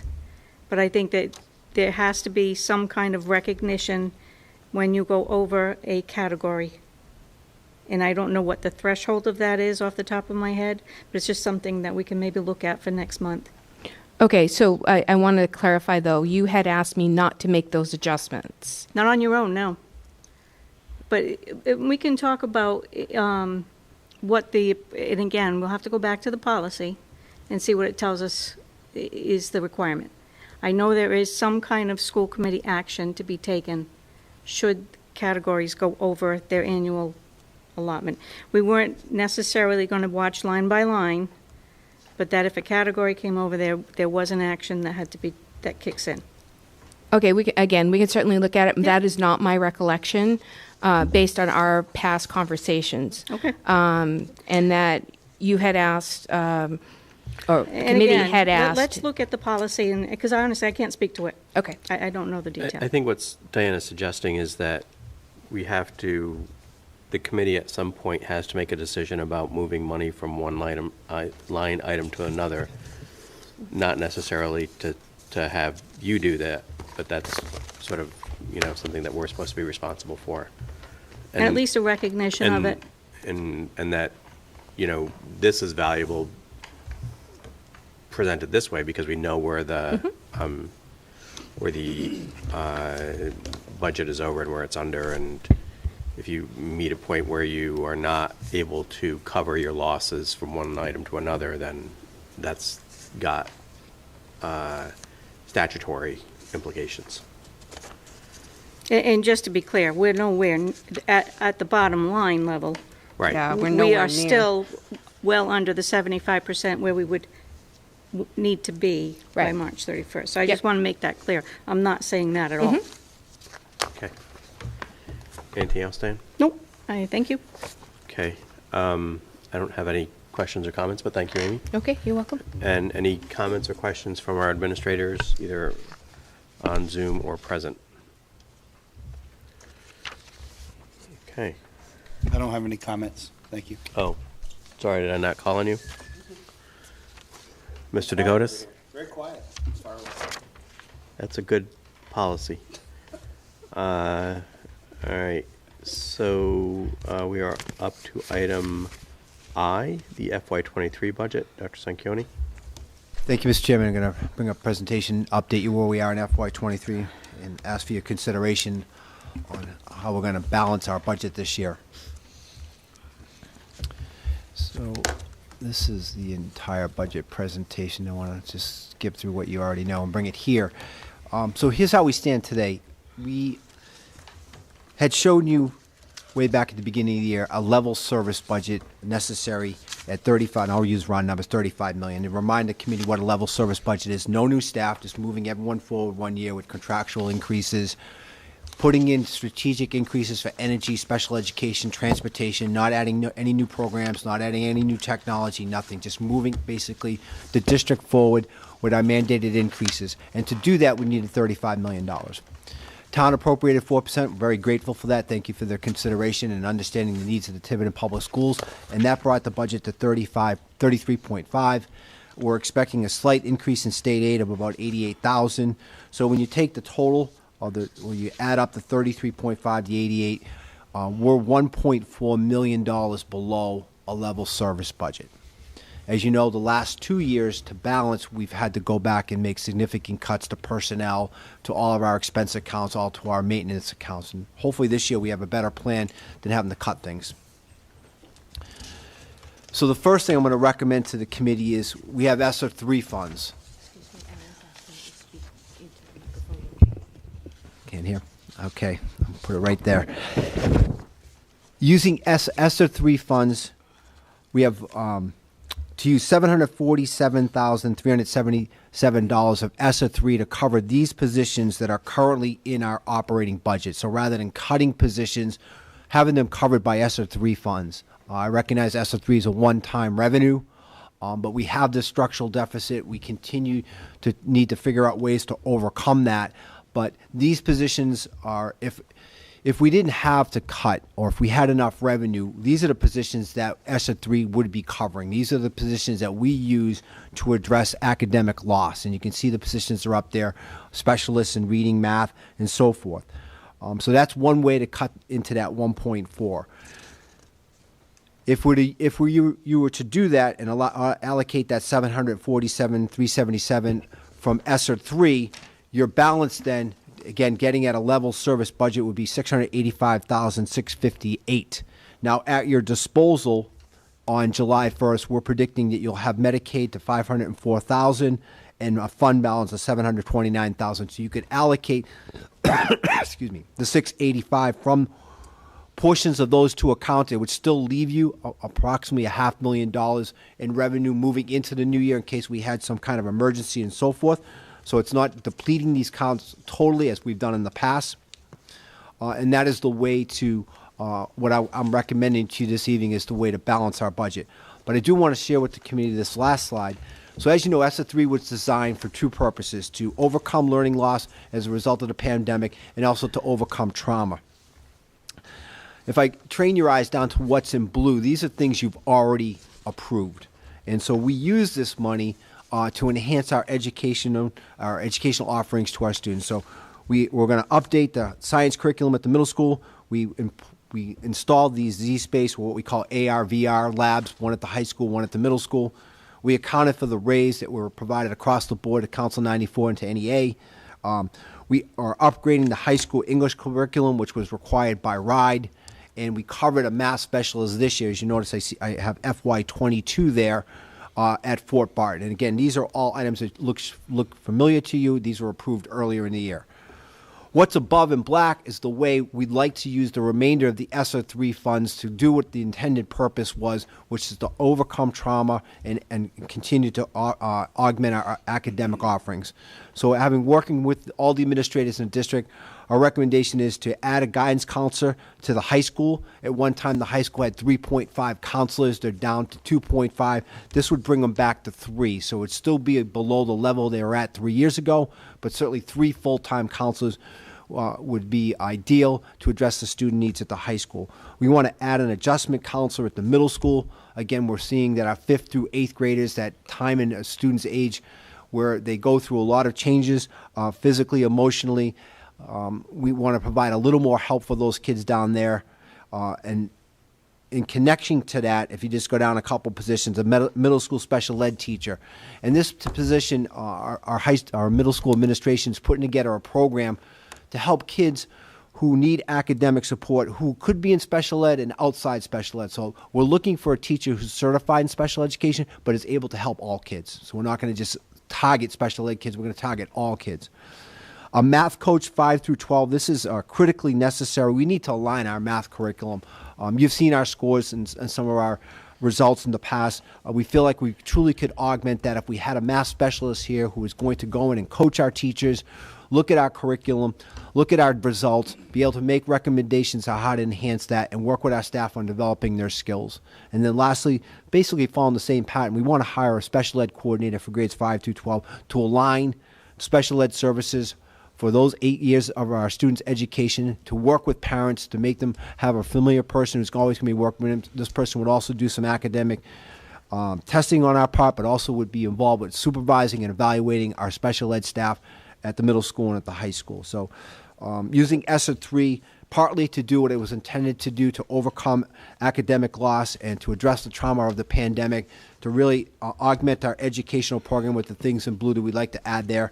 And then the other portion, as you saw in the previous slide, is to balance our budget and continue to hire all the people that currently work in our school system.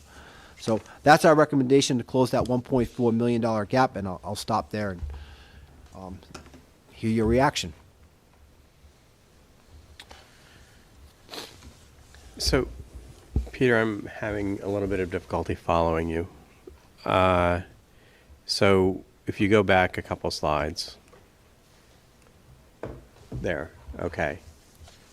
So, the deficit is $1.4 million. You're saying use ESSER 3 to close about half of that, and that's supporting these positions, right? Correct. Next slide. Nope. So then we've got another $700,000 or so in the deficit, not in the ESSER funding. Correct. Right? But we have another 1.2 million. Go back again. Oh, nope. Yep. There.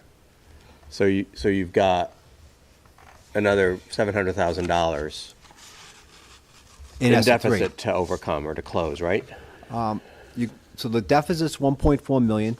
Right. Closing it first with ESSER 3 to the total of $747,377. Yeah. But So with that then- close, you still have a deficit of 700,000. 685 to be exact, 658. So- and at your disposal are these two revenue sources that total about So 1.2 million. What you mean to say at the top, or maybe you meant to say what you said, but the way I understand it is, after ESSER 3, the remaining Deficit balance. is $685,000. Yep. Right? That is correct. The deficit balance is at 685, and Okay. Of which there's $500,000 that is access to the school committee through Medicaid. We're projecting a fund balance, assuming that our budgets to actuals land where we think they will on June 30th of $729,746. So about $1.2 million.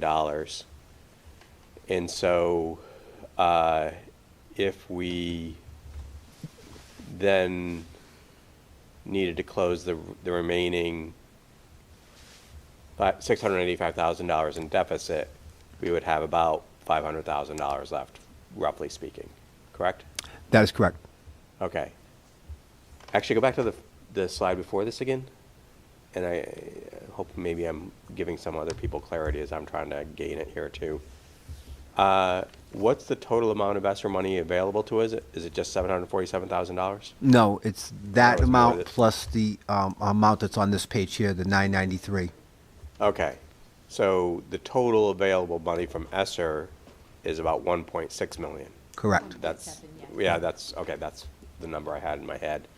And you're suggesting that we use the remainder of the ESSER money to do these things, which are basically curricular in blue, but then adding additional positions in black? That is correct. So you've already approved the things that are in blue from a previous time when we first presented ESSER Right. 3 to you. and then the positions in black now, we had given you a sort of a summary of where our thinking was of what best to do with this. And once the dollar numbers became a little more acute for us, these are the positions we're recommending we add. We understand that, again, these are, and you can see how we develop them. We understand that these positions will most likely. No, I'm just trying to make a point here, and I don't, I understand that the positions are needed. You made a good case for that. Well, again, if I just make the point, they're Okay. needed, but we also, as you can see, what we're adding here, we're adding positions that we recognize might only be with us for a year. So we're trying to get as Well- much value add from what these people could do for us, these positions could do for us, knowing that once ESSER 3 goes away, our budget probably cannot sustain these positions staying with us. Those are the blue In figures. black, yeah. The black. So the blue are one-time costs because they're Okay. basically buying curriculum capital, if you will, whereas the black are positions that if we wanted to continue, we're then adding to the structural deficit. Well, yeah, I guess that's one way to look at it, or you can say they're brand-new positions, and we recognize that we think they're value add, but we also recognize they're not going to be around. Okay. But again, we have restrictions on, I mean, we have to submit this application to the state and show that what we're doing meets the two specific criteria, academic loss and trauma. Okay.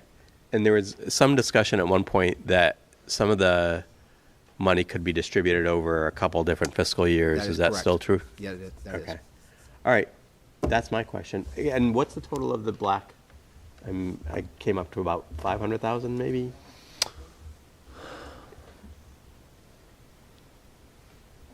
So one. Yeah, Amy's on it right 160, now. 300. Yeah. And I want to recognize, 313,000, just under. Okay. All right. All right, those are my questions. I'll open it up to the rest of the committee. Mr. Dakotas, since I ignored you. No, I think I got a good grasp on this. Thank you, though. Are you sure the black? Oh, I'm sorry. Yeah, yeah, it's more than that. What did you get, Deb? 438 on 93. Okay. All right. Mike, you said nothing else? That's correct. Mrs. Pavo? No, thank you. Mrs. Farnworth? Can I ask that we, for our next meeting, have a reconciliation of the ESSER 3 funds by category? So for example, because I mean, several members are sitting here with calculators, where I think a presentation that showed us the totals by, okay, here are the positions that we are recommending to, in those positions in black that are meant to address immediate needs, and we recognize that those may very well be short-lived. X. Here are the purchases that were voted upon on whatever date it was by the school committee. Y. And then following that, here are the positions we would like to fund with the remainder, with ESSER funds to keep positions on board. I know in your version you had a dollar amount total. It's not coming through on the one you sent to us. And it's making it a little difficult, I'll be honest with you, to follow. And then lastly, I do, on the Medicaid side, is it your recommendation that we withdraw $504,197? my recommendation that you have these funds available to you. 504 is what's available. So we have 1.2, Yeah, 2 million 1.2. to cover Does it- 685, 658. Sorry, I didn't. And I would also like to see a full reconciliation of the fund balance to see, you're saying now it's at 729,000. I know we have approved some expenses. So if we could have an updated reconciliation of what we've approved over the last year or so that we understand that that balance is and the ramifications of taking money out of that balance. So I can tell you that the 729 is last year's fund balance minus your approval for the RGB invoices. That's it. Okay, and just having it in writing would help us all. So, so 729 in the fund balance, that's not a projection from this fiscal year. It is a balance from last fiscal year? Correct. We had a $1,019,000 Okay. at the All end right. of Yeah, 21 now minus I remember. Yes. whatever the committee has allocated. And that's after the allocation for the RGB? For that does not take into account any surplus or deficit for FY22. Okay. And again, the 729 is after the allocation for RGB? Correct. Okay. Okay. But Amy, right now, you don't anticipate a deficit for this fiscal year. I do not. Do you anticipate a surplus? Didn't sound like it, but.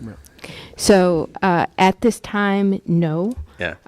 But again, when the final special education bills come in, that's usually a big swing. And Right. so I'm waiting to see what the final number is for that versus what was budgeted. If there is any surplus, it will come from that area. Okay, great. Thank you. Or alternatively, if we do have a surplus, it'll be that much less. We need to take out a fund balance to cover the RGB invoices. It's kind Right. of 6 of one, half dozen of the other.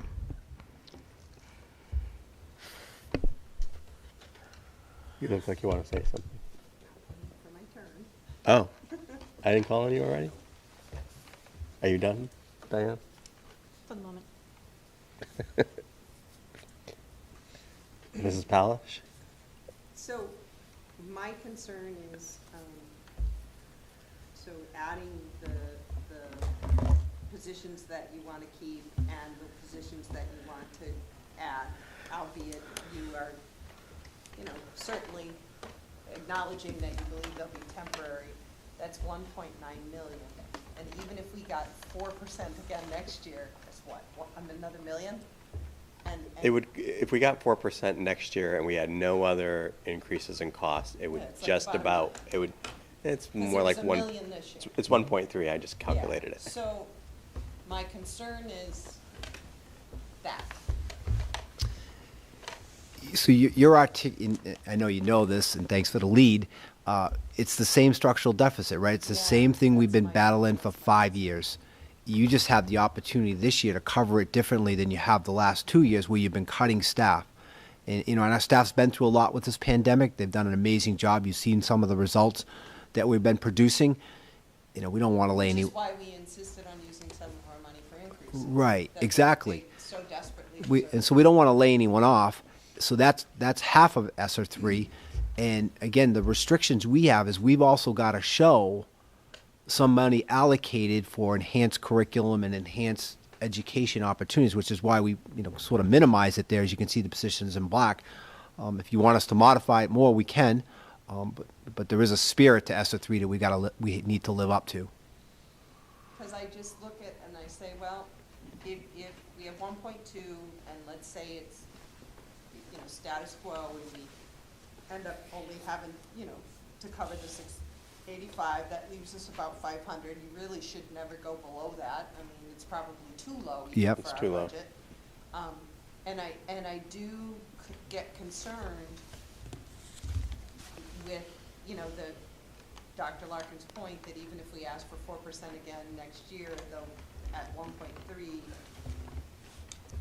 I'm not so sure I see the end to the deficit. I mean, we are kicking the can because we can, and that's really maybe the best we can do, because you're not going to lay people off if you don't have to. Right. And if we can delay that for a year, I guess you're saying you'll delay it for a year. Is your microphone on? Oh, I'm sorry. Thank you, Mike. Thank you, Mike.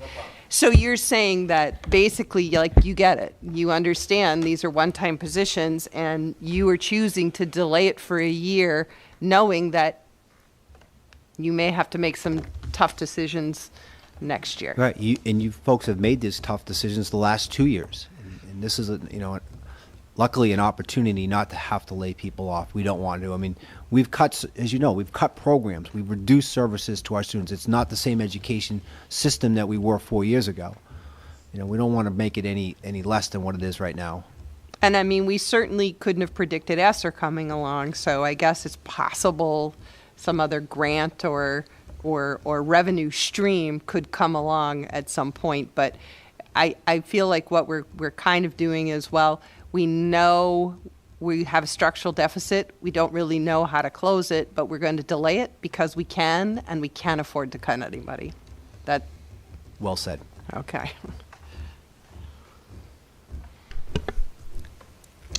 Mr. Farley? The Connections Academy, is that line crossed out? Is that a barrier between the blue and the black, or is that? No, thank you for mentioning it. At one point, we'd asked the school committee to approve the Connections Academy bill from ESSER 3, but we found another revenue source there to do that. We're going to use IDA, which opened up $100,000, which in essence allowed us to put some positions in black that are there. Okay, because I was adding things up and it didn't quite. No, it's wise. But that makes sense. Yeah. Thank you.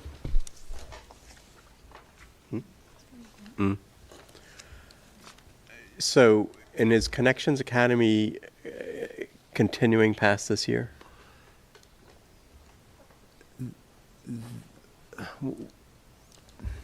There's a need. There are students who benefit from that type of education. Will it be as large or as big as it was this year?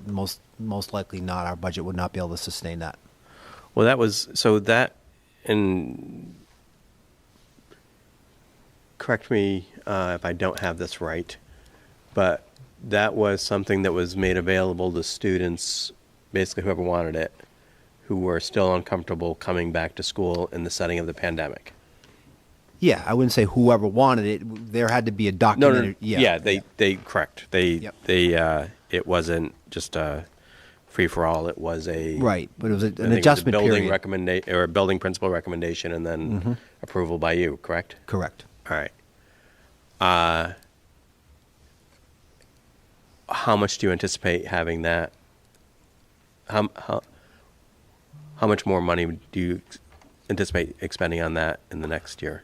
In the next year? Well, you're going to help me make that decision by some of the decisions you're going to make. I mean, I'm leaving it open. We've notified families that it's an unknown right now. I need to get a clearer picture. I mean, I see that as a want to do, not a have to do. I consider what we're putting in front of you today a have to do. Like, we've got to maintain what we have now through ESSER. We've got to meet the spirit of ESSER by the programs we're adding in some of the positions. And then from there, we'll analyze the budget and be able to assess what's maybe available for those type of tuitions. And how many students are participating in that now? We're up to 20. Although not all of them have gone all year. So it's ranged between 15 and 20 throughout the year. And isn't it about $10,000 per student? Correct. Correct. Are those students counted as out-of-district No. placement? No. No, they're Tiverton Public Schools. Okay. So since the last time I asked you about the number and that figure, it's doubled. Yeah. There were about 10, you had Yep. told me it was 10, 11, there were 10 or 11 students possibly. Wow. So that would actually be an increase if we had 20 students participating next year. More, I thought we had allocated $100,000 to it, or I did. And we'll make the right decisions on that then based on the revenue we have allocated to that program. okay.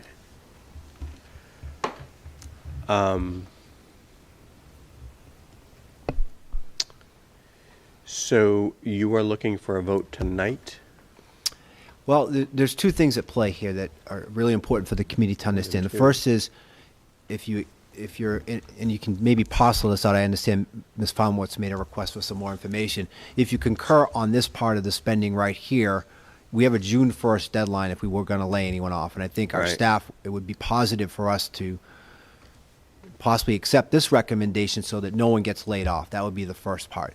The second part, if you wanted to get whatever the information Ms. Fonworth has requested, we can certainly provide that at our next meeting. But the thing is, we also want to get out and advertise. I mean, right now, it's hiring season, and every district in Rhode Island is looking for adjustment counselors, guidance counselors, special ed teachers, and things like that. Everyone's using their ESSER money to address student trauma. So we want to get into the fray. We want to have a good opportunity to hire the best people. So, no later than our next meeting in 2 weeks, I would say, whatever you need to help make that decision. But we want to get out there, advertise these positions, and attract high-quality candidates. I would be willing to propose that we take a vote tonight to approve those positions, to take it from ESSER 3, those positions in black, to give you the flexibility to start advertising. I would be comfortable with that. And also comfortable preserving these positions, because I would make this priority one. Can I just ask you one question? One of them is really throwing me. THS art teacher, is that an extra art teacher? Nope, that's every position on that list is currently employed in our operating budget in the Tiverton Pub. So I could have picked, I don't know how many are on that list. Say there's 10. I can add up. I could have picked any 10 teachers.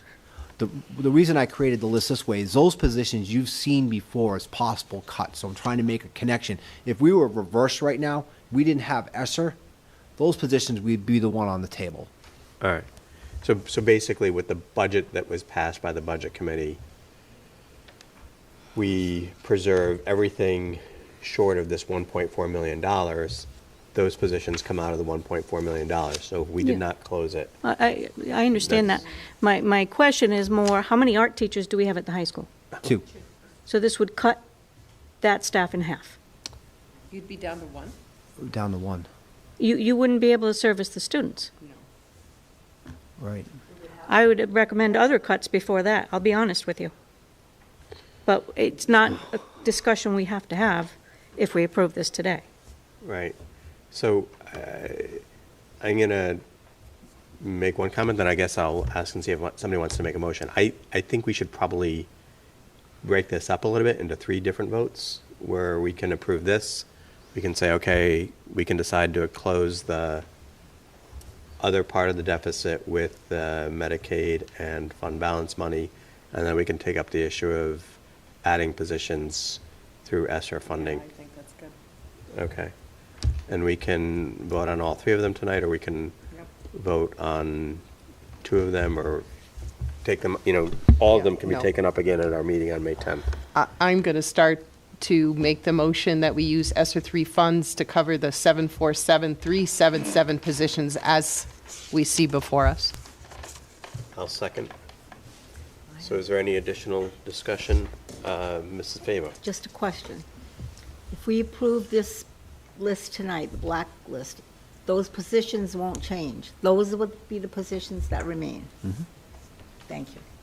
So, and I guess to the point Peter was making, that means that we're not going to have to lay off anybody on June 1st, right? As long as you take this next step, you still got 685. Okay, all right, I didn't but- give you a cut list for the 685 True because enough. I couldn't even create it. Got it. Okay. But the positions you would cut if this money was not allocated are before us. So, okay. Anything else? Nothing else. Mr. Dakotas? No. Mrs. Farnworth? No. Mrs. Palish? No. Mr. Farley? No. Good choice. I'm going to ask for a vote. Mrs. Palish? Yes. Mrs. Farnworth? Yes. Mrs. Pavo? Yes. Mr. Dakotas? Yes. And I vote yes. All right, so that is taken care of. Then I'm going to make a second motion that we cover the remaining 685,658 deficit using either Medicaid or our fund balance. Is there a second? I'll second. Any further discussion? Mrs. Farnworth? I don't think that is specific enough for me. I would like to know exactly where this money's coming from. And aren't we also, Where the money's coming from, or what the? which part? Which No, part? And I I'm also fine. would Okay. like to have that reconciliation. I want to have everything in front of me. That's the I'm ask. sympathetic to that. And I also thought we would be taking a vote on the new positions to be covered out of ESSER 3. We are going to Well, next. we can That's last? take it up. Yeah. Yeah. Okay. Deb, if you want to withdraw that, I'll make a motion, Okay, if you'd like to. sure, I'll withdraw that. Okay. Mike? So I'd like to make a motion to take the $504,197 out of Medicaid with the remaining balance coming out of the fund balance. Okay. Second? Okay, motion's been made and seconded. Mrs. Farnworth, any other discussion? I would also, well, we're just entirely kicking the can. We're not making any effort to gain any efficiencies, to Well- talk about any future for next year. You know, I know that the comment's been made, even if we get 4%, this structural deficit will continue and likely grow. When are we going to start dealing with this? Because A, there's no guarantee we're going to get another 4%. And B, there are costs probably related to inflation coming our way this coming year that are going to give us challenges. I'm thinking, i.e., the bus contract, you know, and, you know, the continued lack of contracts with our unions. So just making these decisions this quickly, saying, okay, we've got, you know, we've got a little bit in the piggy bank here, we'll just pay for it and push it to next year. Is that the direction we really do want to take, or do we want to start thinking seriously about how we're going to eliminate this deficit? I think we do, Mrs. Farnworth, but I think we have to have a balanced budget for FY23. Absolutely do. And I do think we need to start having those difficult discussions of what's next step. And I don't think we wait until next December and January to do it. But I think right now what I'd like to achieve is just getting a balanced budget and being able to know who is going to be on staff. Okay. Okay. Anything else, Dan? Nope, thank you. Mrs. Palish? Anything else? No, but that was an excellent point. We do need to start working on it. Yep. Mrs. Pavo? I have nothing. Mr. Dakotas? I agree with what Diane said, and then I agree with what Deb said. If we can balance out what we have and have a much earlier discussion on what it looks like for 23, I'm on board with that. Okay. And yeah, I'm sort of had some of these discussions with Peter already, actually, and I agree. We need to start to have a more comprehensive plan to how we address the structural deficit. And so what I would ask is that when you come back with the, you know, more detailed summary of the ESSER money and the allocations, that we also decide how we're going to approach this. And I guess my recommendation is that we have a committee of either the superintendent, or we charge the finance committee with perhaps other members to come up with a comprehensive plan as to what we do. And I agree, we don't wait until December, we don't wait until September. It's really something that should be done now. You know, we've gotten through the budget season, and or at least will shortly. It's really just a formality at this point. So we need to now address that and ask even community members or other parts of, you know, we can invite everybody or anybody to be part of that. But I think it's our job. Well, it's our job to make the final decision. Taking community input's important, Yeah. but it is our job. Well, we can decide how we approach it. But it is our job ultimately to make the decision, you're right. I think that it's hard to do it in the context of just this meeting, although we can do that too. So we have to have some kind of a plan. So any other discussion? Okay, I'm going to take a vote. Could I just ask that the motion be reread? The motion was to use Medicaid money, whatever is available in Medicaid money. 504,197, correct, Mike? With the Correct. remainder of the 685, 658 coming from the fund balance. That's correct. Correct, Mike? Yeah, that was the motion. Okay, so Mrs. Palish, Yes. Mrs. Farnworth, Yes. Mrs. Pavo, Yes. Mr. Dakotas, Yes. and I vote yes. Next, and I don't know if we can get our screen up again. She'll be right back. So there was approximately $413,000, I think, Deb, you said, of additional. 428. All right, I'm just doing it in my head. So $428,000 of additional one-year positions to fund out of ESSER 3. I'll open the floor to anyone who would like to make a motion. I'd like to make a motion to fund the one-year ESSER positions. I'll list them out. TH Guidance Counselor, TMS Adjustment Counselor, Math Coach 5 through 12, Special Ed Coordinator 5 through 12, Middle School Special Ed. Mike, yeah? Okay. Yes. Is there a second? I'll second. And discussion. Mrs. Pavo? Nothing. Mr. Dakotas? Nothing. Mrs. Palish? Nope. Mrs. Farnworth? I'm all set. Okay, I have not sure that I'm in favor of funding these positions right now. I'd like to, again, see where we are. I need to have a plan before I can spend more money, I guess. And I recognize that may put an obstacle in terms of hiring people. But those are my feelings. When does the ESSER 3 grant need to be? So when would you need to put this in? Well, you had approved the preliminary. Yep, grant, the so blue. So we would just be amending it. We will do it upon your approval. But we wouldn't lose the ESSER money. No, It's just- no. we're We not- just ultimately will send Yeah. in a final document being more accurate than what it is. Right. All right. I guess Dr. Larkin, I'm not sure what my recommendation would be that would be more important than these. I mean, certainly we could have more discussion, but I would imagine there was quite a bit of thought and discussion that went into these recommendations to begin with. You could say that was verbose, Right. Well, I think the one thing that we, robust, yeah. I think the one thing that we haven't addressed is that we haven't done much for the students in the last 2 years from COVID. We haven't done anything but try to save what we had previously. So understanding what Dr. Sanchioni said, these are 1 year. We have to make good faith towards ESSER, whether it's this year or next year. The fire funds don't expire, but let's not let our kids wait another year. Let's get to them now before it becomes a third year and the losses become deeper. That's my opinion only.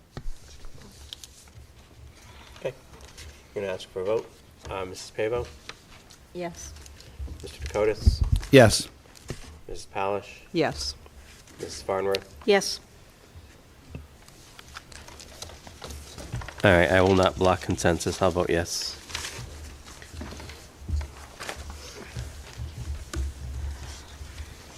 So I think that closes out that part of the, That is correct. all right. So we're up to item K, 2022-2023 school year calendar update. I need to ask the committee for their consideration to make an adjustment to the calendar that you already approved. I don't know if we can bring that up. It's probably going to be tough to see. So the adjustment is, on the original calendar you approved, January 2nd was a school day. And I had hoped that we could be in on that day right after this vacation, but January 2nd now is the official holiday for January 1st. So hence, that's a day off. And if I now train your eye to June, you can see that we're ending on a Friday. And if we came back, we couldn't come back on that Monday because that's now a federal holiday. So we'd have to come back on the 20th. That is a day that's not going to give us any value. So my recommendation is to put school, we originally had December 23rd off, to put December 23rd as a school day and make it a half day. Again, I'm calculating the 990 hours that we have to have for an instruction, and so we're over that, so I can make it a half day, which would count as one of the 180 that's required. And I think that's a good way to meet, everyone's need. I know it's the day right before a big break, but a half day I think is still appropriate. I think it still would be a much more effective learning day than June 20th. So the changes No school on the 1st, school on the 23rd as a half-day, and leave the end as it currently is. No school on you mean the 2nd? The 2nd. No school on January 2nd, school on December 23rd, half-day, Half-day. and not mess with the end of the school year. Peter, can I just say that while I appreciate the calendar, having that in writing on an agenda request would have been fantastic for the future. Got it. All right, so would someone care to make a motion? I'll make a motion to approve the 2022-23 school calendar revised. Okay. I'll second that. Okay, any additional discussion? Mrs. Palish, No additional discussion, no. Mrs. Farnworth? No, I do echo Mrs. Polish's comments, though. Just having this in our packet didn't tell us what you were trying to change. And I would have appreciated being able to see that in advance. Well, and not just so, I mean, like it would have been an opportunity to, look at it. It would have been an opportunity to maybe talk to parents, I mean, there's always things we're doing behind the scenes to get ready for the meetings. So, and I know you probably think, oh, it's just easier to explain it to you in person, and I understand that, but there's things we're doing outside of the meetings to prepare as well. Understood. Mrs. Pavo? Yes. No, it wasn't a vote, it was just discussion. Oh, you're asking if I She's have any ready. questions? Do you have Okay, any well- questions? No, I don't have any questions. Mr. Dakotas? I'm not coming to school on any of those days, so I don't have any problem. I don't have any problem with it at all. Okay. Mr. Farley? Well, I would be. Yeah, thank you. You picked up what I was throwing Yeah, thank you. I don't think the students would have any problem with that being a half day, especially, like you said, the 20th. I mean, it's a bit of a joke, Okay. Did we have a full day this year? This past December was a full day? A full day off, I mean. Did On we the have the 23rd? 23rd off? Did we? All right, I'm going to ask for a vote. Mr. Dakotas? Yes. Mrs. Pavo? Yes. Ms. Farnworth? Yes. Ms. Palish? Yes. And I vote yes.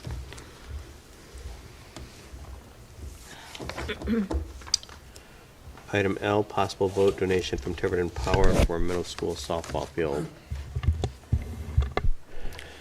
Okay. Mr. Am I Dakotas? okay to run with this, Dr. Larkin? Yeah, unless you want to make a motion first in order to open the discussion, or you can just proceed with your discussion. Well, maybe I can give the background as discussion, and then we can see if there's a motion. Technically, you should make the motion. Okay.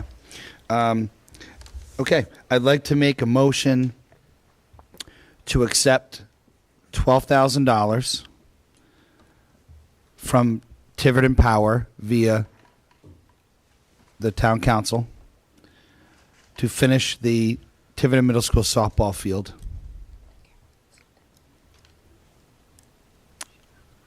That's my motion.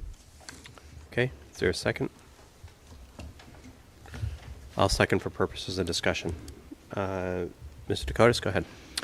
So, as the committee knows, came before you back in December with Mr. Soa. We had asked you to give us your support to start up middle school baseball and softball for the first time ever at the middle school, to give the students some spring sports. And we were able to raise approximately $15,000 privately, which started that program. I met with Mr. Murray on several occasions about the background of uniforms and umpires and some equipment, and that all went perfectly. And we then needed to go into capital to fix the fields. As you all know, there's a baseball field that's been at the middle school for quite some time. It needed more work than we really thought it did. If you've seen it in the last couple of weeks, you'll know that it looks like a professional ball field. I would imagine that anyone that's grown up in Tiverton and has played baseball will say it's probably the nicest field we have right now, and maybe the nicest field that we've had in a long time. But the part that sort of threw us as a group for a little bit of a conundrum was that softball field was never built, and there was a rusty backstop located in the back left corner of the lacrosse/practice football field. So when we did all our calculations on what it would cost to do that, we severely undercalculated the amount of work. For instance, we thought we would dig down 4 or 5 inches and we would put dirt in it. We needed to go down 8 inches. When you go down 3 more inches than what you thought, that's many truckloads of dirt. The fencing was all rusty. We were going to leave some of that up and just extend the fences for dugouts, but it was too much of a risk. I think if anyone had cut themselves on that rusty fence, that would be a logistical medical problem. So we removed all of it except for the poles. And what had happened is I was in conversation with the recreation director, Stu Gilfillan. I think everyone's familiar with Stu. And we started having some conversations about how we made this, how we can make it work recreationally, because when the girls are done using the field in mid-May, Little League would use the field, and the women's softball league that started last year did not have a home. They couldn't practice anywhere. This would probably be their home for about 4 months for practice. So the suggestion was to talk to the town administrator about some ARPA grants. We had some conversations. I had conversations with Councilor DeMedeiros, and that led to the Tiverton Power Plant donating $100,000 to the town for some civil projects. Councilor DeMedeiros and Town Administrator Christopher Cotta thought it could work, that $12,000 we needed to finish the project of the softball field would be a good thing in the eyes of the power plant. I was put on the agenda last night. However, on the agenda last night when I got up to speak, the council surprised me. It wasn't ready for it. I thought I was going just to accept the grant, but they had some stipulations to it, and the biggest stipulation was they wanted to sort of do what they do up at Cassett. They wanted to have recreation do scheduling at the softball field outside of school hours. And so that's how they passed it. So if we take this $12,000, their stipulation was that the rec department would schedule outside of school hours. I'm not quite sure about the policies and the procedures and what can be attached to it. But I would implore you that if you haven't watched it, you can watch the video about 1 hour in. So I had conversations today with the town administrator, with the recreation director, with the president of the town council. I had a conversation with Dr. Sanchioni. I had a conversation with Dr. Larkin. And I think what I would ask you to do is to vote to accept this money so we can finish the project, so we can get the current softball girls out there for at least the last 3 weeks of the season to practice here at the high school. Right now, they have to go home every day on the bus. They have to get their parents to leave work early. The parents, and I know I'm doing it, and they have to drive them to Booger Marsh for a 4 o'clock practice. Meanwhile, the boys get to walk right outside at 3 o'clock, have their practice, and get picked up at probably 5. If we delay this much further, the season will be over for the middle school. They'll never practice on that field. We're close to being done. I think we could finish it by the weekend, and next week they could be out there. However, if we do accept the $12,000, I'm not sure what the council will come back with. So since we're on camera and this is broadcast and it's recorded, I would ask that if we accept this, that we continue with the way we've always done things. I don't think there's ever been a problem. We've never turned, to my knowledge, we've never turned anyone away that would want to use a field like that unless they didn't have insurance or there was something that was obvious. And at the end of the day, this was a privately funded project that didn't ask for any taxpayer money. We should be able to take this donation to finish it. I would ask my fellow peers here at the table to support this, and if something comes out of it back to the council, we deal with it appropriately. But this will help the community right now. And I just want to say this is my opinion. The girls always get the short end of the stick. They have been for many, many years. I have 2 daughters. We've always had to play with less, and this was our opportunity to give back. We have a beautiful field that's almost ready, and I'd like to see us continue striving to give the same treatment that Title IX to girls as to boys. Without this, we have to stop the project and freeze. We have a field that's almost ready to use, and it'll be a shame that in 2 months softball season will be over and we won't be able to use it. So I'm sorry this is a long explanation in my opinion, but I'm hoping cooler heads prevail and we can just accept this donation as I think the power plant would want it, finish this field and have a beautiful field for all of Tiverton, whether it's adults, it's our middle schoolers, it's our little leaguers, and they can all come play on this new field, and we can alleviate some of the pain in town where we're getting squeezed out of places like Town Farm because soccer and softball almost can't coexist anymore. There's too many kids. We don't have any room. So thank you. Okay. I'll open the discussion to other committee members. Mrs. Palish? I, unfortunately, as I'm going to do that I did with the other well-intentioned item, this was not submitted in accordance with policy 739, and I'm going to abstain from any discussion or vote. Okay. Mrs. Farnworth? While I do have a lot that I wish I would have the opportunity to say, I will also abstain on the basis that this is in violation of policy 739. Okay. My concerns about the way that the motion was framed by the town council is that they appeared to want to set policy for the school committee. Oh. If their intention was to continue to proceed as we always have, which is, as far as I understand it, a relatively informal agreement whereby the Town Recreation Commission helps schedule use of the fields outside of school hours. It goes through the school district, and we just followed past practice, then I didn't see why anyone would think we would do anything other than that. If they are trying to set policy for the school district, they have no authority to do so, and we can't give them that authority either, even if we wanted to. So whatever their motion or whatever their, the proviso is the word they used with their vote, it's really invalid, and we're not bound by it. I still think we can accept the $12,000.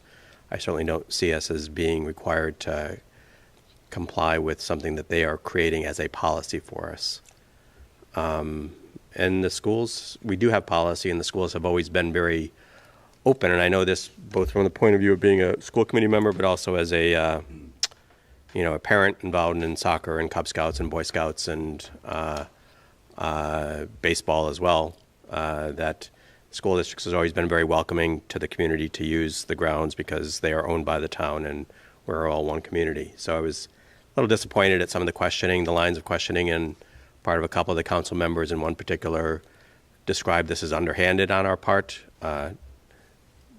She said not Mr. Dakotas, but I guess the rest of us, and I'm not sure why they thought that, other than I guess they thought we were withholding something from them until Mike went before them. So that was disappointing. Dr. Larkin, can I add one Yep. thing while it's on my mind? Yep. And I think that if I didn't want to drag people's names into it, I wouldn't, but I will, and I'll look at Dr. Sanchione. One of our counselors wasn't able to be there last night. It was Counselor Perry, and Counselor Perry's been involved with the Tiverton Junior Basketball League for 50 years this year. And I think unless we have something crossed, whether you're in a gym or you're in one of our fields, it's still school property. And haven't we always been good neighbors to Mr. Perry and the Tiverton Junior Basketball League? We've never, ever denied them the gyms or... No, you're absolutely correct. And I mean, there's sometimes when he has to reschedule games because of the weather or tournaments, and if the gym's available, we say absolutely you can use it. We know it's our students and they're going to benefit from it. Okay. So, looking back, I think that since I've been involved in 2015, I'm sure there's times that some things haven't gone, but for the most part, I think the schools have given when they can give, because they are public buildings, and as long as someone requests them correctly. Like then- Secana football. I mean, they use that field, as you know, at the middle school all Right. the time, and we gladly say, yes, come Right. on in. So just what I'm hoping is at the end of tonight, and I'm sorry to cut Dr. Larkin short, and I'll let him continue, is I've worked really hard at this, and when I got involved in 2015 in fighting for all-day kindergarten, I know it's an old thing to keep going back to it, but I told myself I'd get involved with the community whenever I believe something could be done. And I don't know about any of you, but I don't know how many people have privately financed building an entire field in town.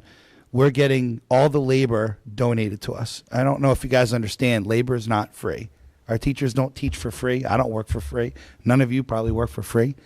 The machinery, not being charged to use the machines. I mean, this is a huge, incredible opportunity for someone to step up and say, I want to do something for the community. And it's almost like a little political red tape running right down the middle of something that I think is beautiful. I think the fields are beautiful. I think the kids are really excited.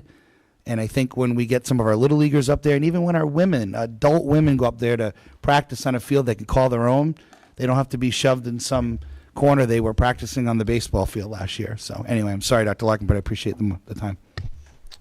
Okay, and I guess the last thing I would say, and we can bring this up as an agenda item, I think we need to refer to the subcommittee, or to the policy subcommittee, the task to draft policy, because if there's not, I don't believe the policy is explicit enough to articulate what the relationship should be between the Recreation Committee and the use of the fields. And clearly it needs to be, because it is the town council that is now trying to set that relationship. And they have no authority to do so. Mrs. Pavo? Yes, I also watched that meeting last night. When I saw the agenda item for a donation from the power plant to the middle school fields, I watched the meeting. I thought that Mr. Dakotas was going to get up and the vote was going to be to give him up to give us up to $12,000. When the council began to talk about and adding something to that motion to give the money, I was very mildly upset, because I felt that they were hanging, and they are hanging that over our heads, and if we don't comply with that motion, we're not going to get that money. And don't anybody fool themselves, and I'd like to be wrong, but I don't think I'm wrong. We have never, never, never had anything like that happen, where there's going to be a donation. However, recreation is going to take over those fields, and that's what's going to happen, and that's happening more and more. And I can't vote for this. I can't vote for it to support it. You went to the town council president and Chris Carter and asked for a donation. We didn't even know that that was going to happen, first of all. Had you spoken to anyone else? Did you just spoke to the superintendent? Did you speak to people who were involved in all this? I knew it was going to happen because I saw this agenda item. But little did I know that the town council was going to try to insert something else into that motion. The fields belong to the school department. I understand that all the buildings, all the land in town belongs to the town. I don't dispute that. I understand, and I told you this, I understand Picasso School belongs to recreation. That was a long, long time ago that happened. It shouldn't have happened. It was a school facility. I don't want it to happen again. And I was so disappointed in the town council because I thought that was just going to be a vote for you to accept the money, the donation to finish the fields. Right.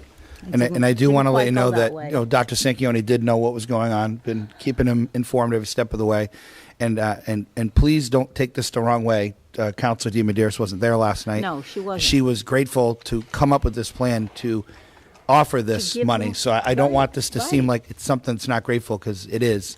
And it is. I'm very grateful they offered that money, but they threw us a Right. curveball. I just wasn't ready for that last night, Well, just to be honest. neither I was just, a participant sitting in front of a computer, and there were several other people that watched that and weren't very happy.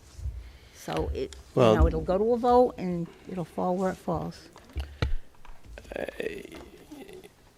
Yeah, it was used as an opportunity to criticize the school committee for not having brought this to them more openly or beforehand, or I don't know what they wanted. I think they misunderstood, is the most charitable way to put it, that this was, and I, applaud your efforts, Mike. I'm glad that you were able to raise money and find sources to do this. But this was, and you were, you stated in the meeting that you were there as a private citizen. This was not something that the school committee had sort of discussed in terms of asking for additional funding or anything. So again, it was really disappointed to see fellow local officials, certainly not having spoken to me, and I doubt they spoke to anyone else on this committee, to ask us what was going on or if they had questions beforehand. So, but I guess that's what you get. So I'm going to ask for a vote. Mrs. Palish? Abstain. Mrs. Farnworth? Abstain on the grounds that it violates policy 739. Mrs. Pavo? No. Mr. Dakotas? yes. And I'm going to record a no vote then. Motion fails.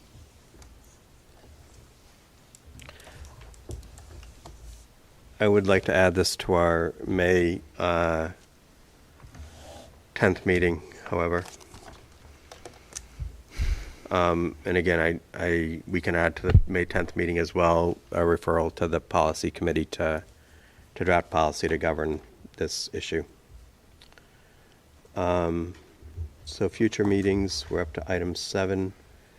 We have a meeting on May 10th and May 24th. We have several things on May 10th. We do. It'll be fun.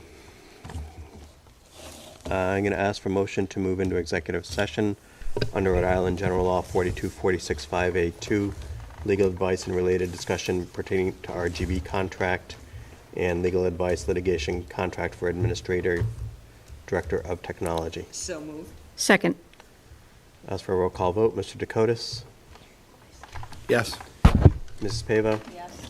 Ms. Farnworth? Yes. Ms. Palish? Yes. And I vote yes. We're in executive session.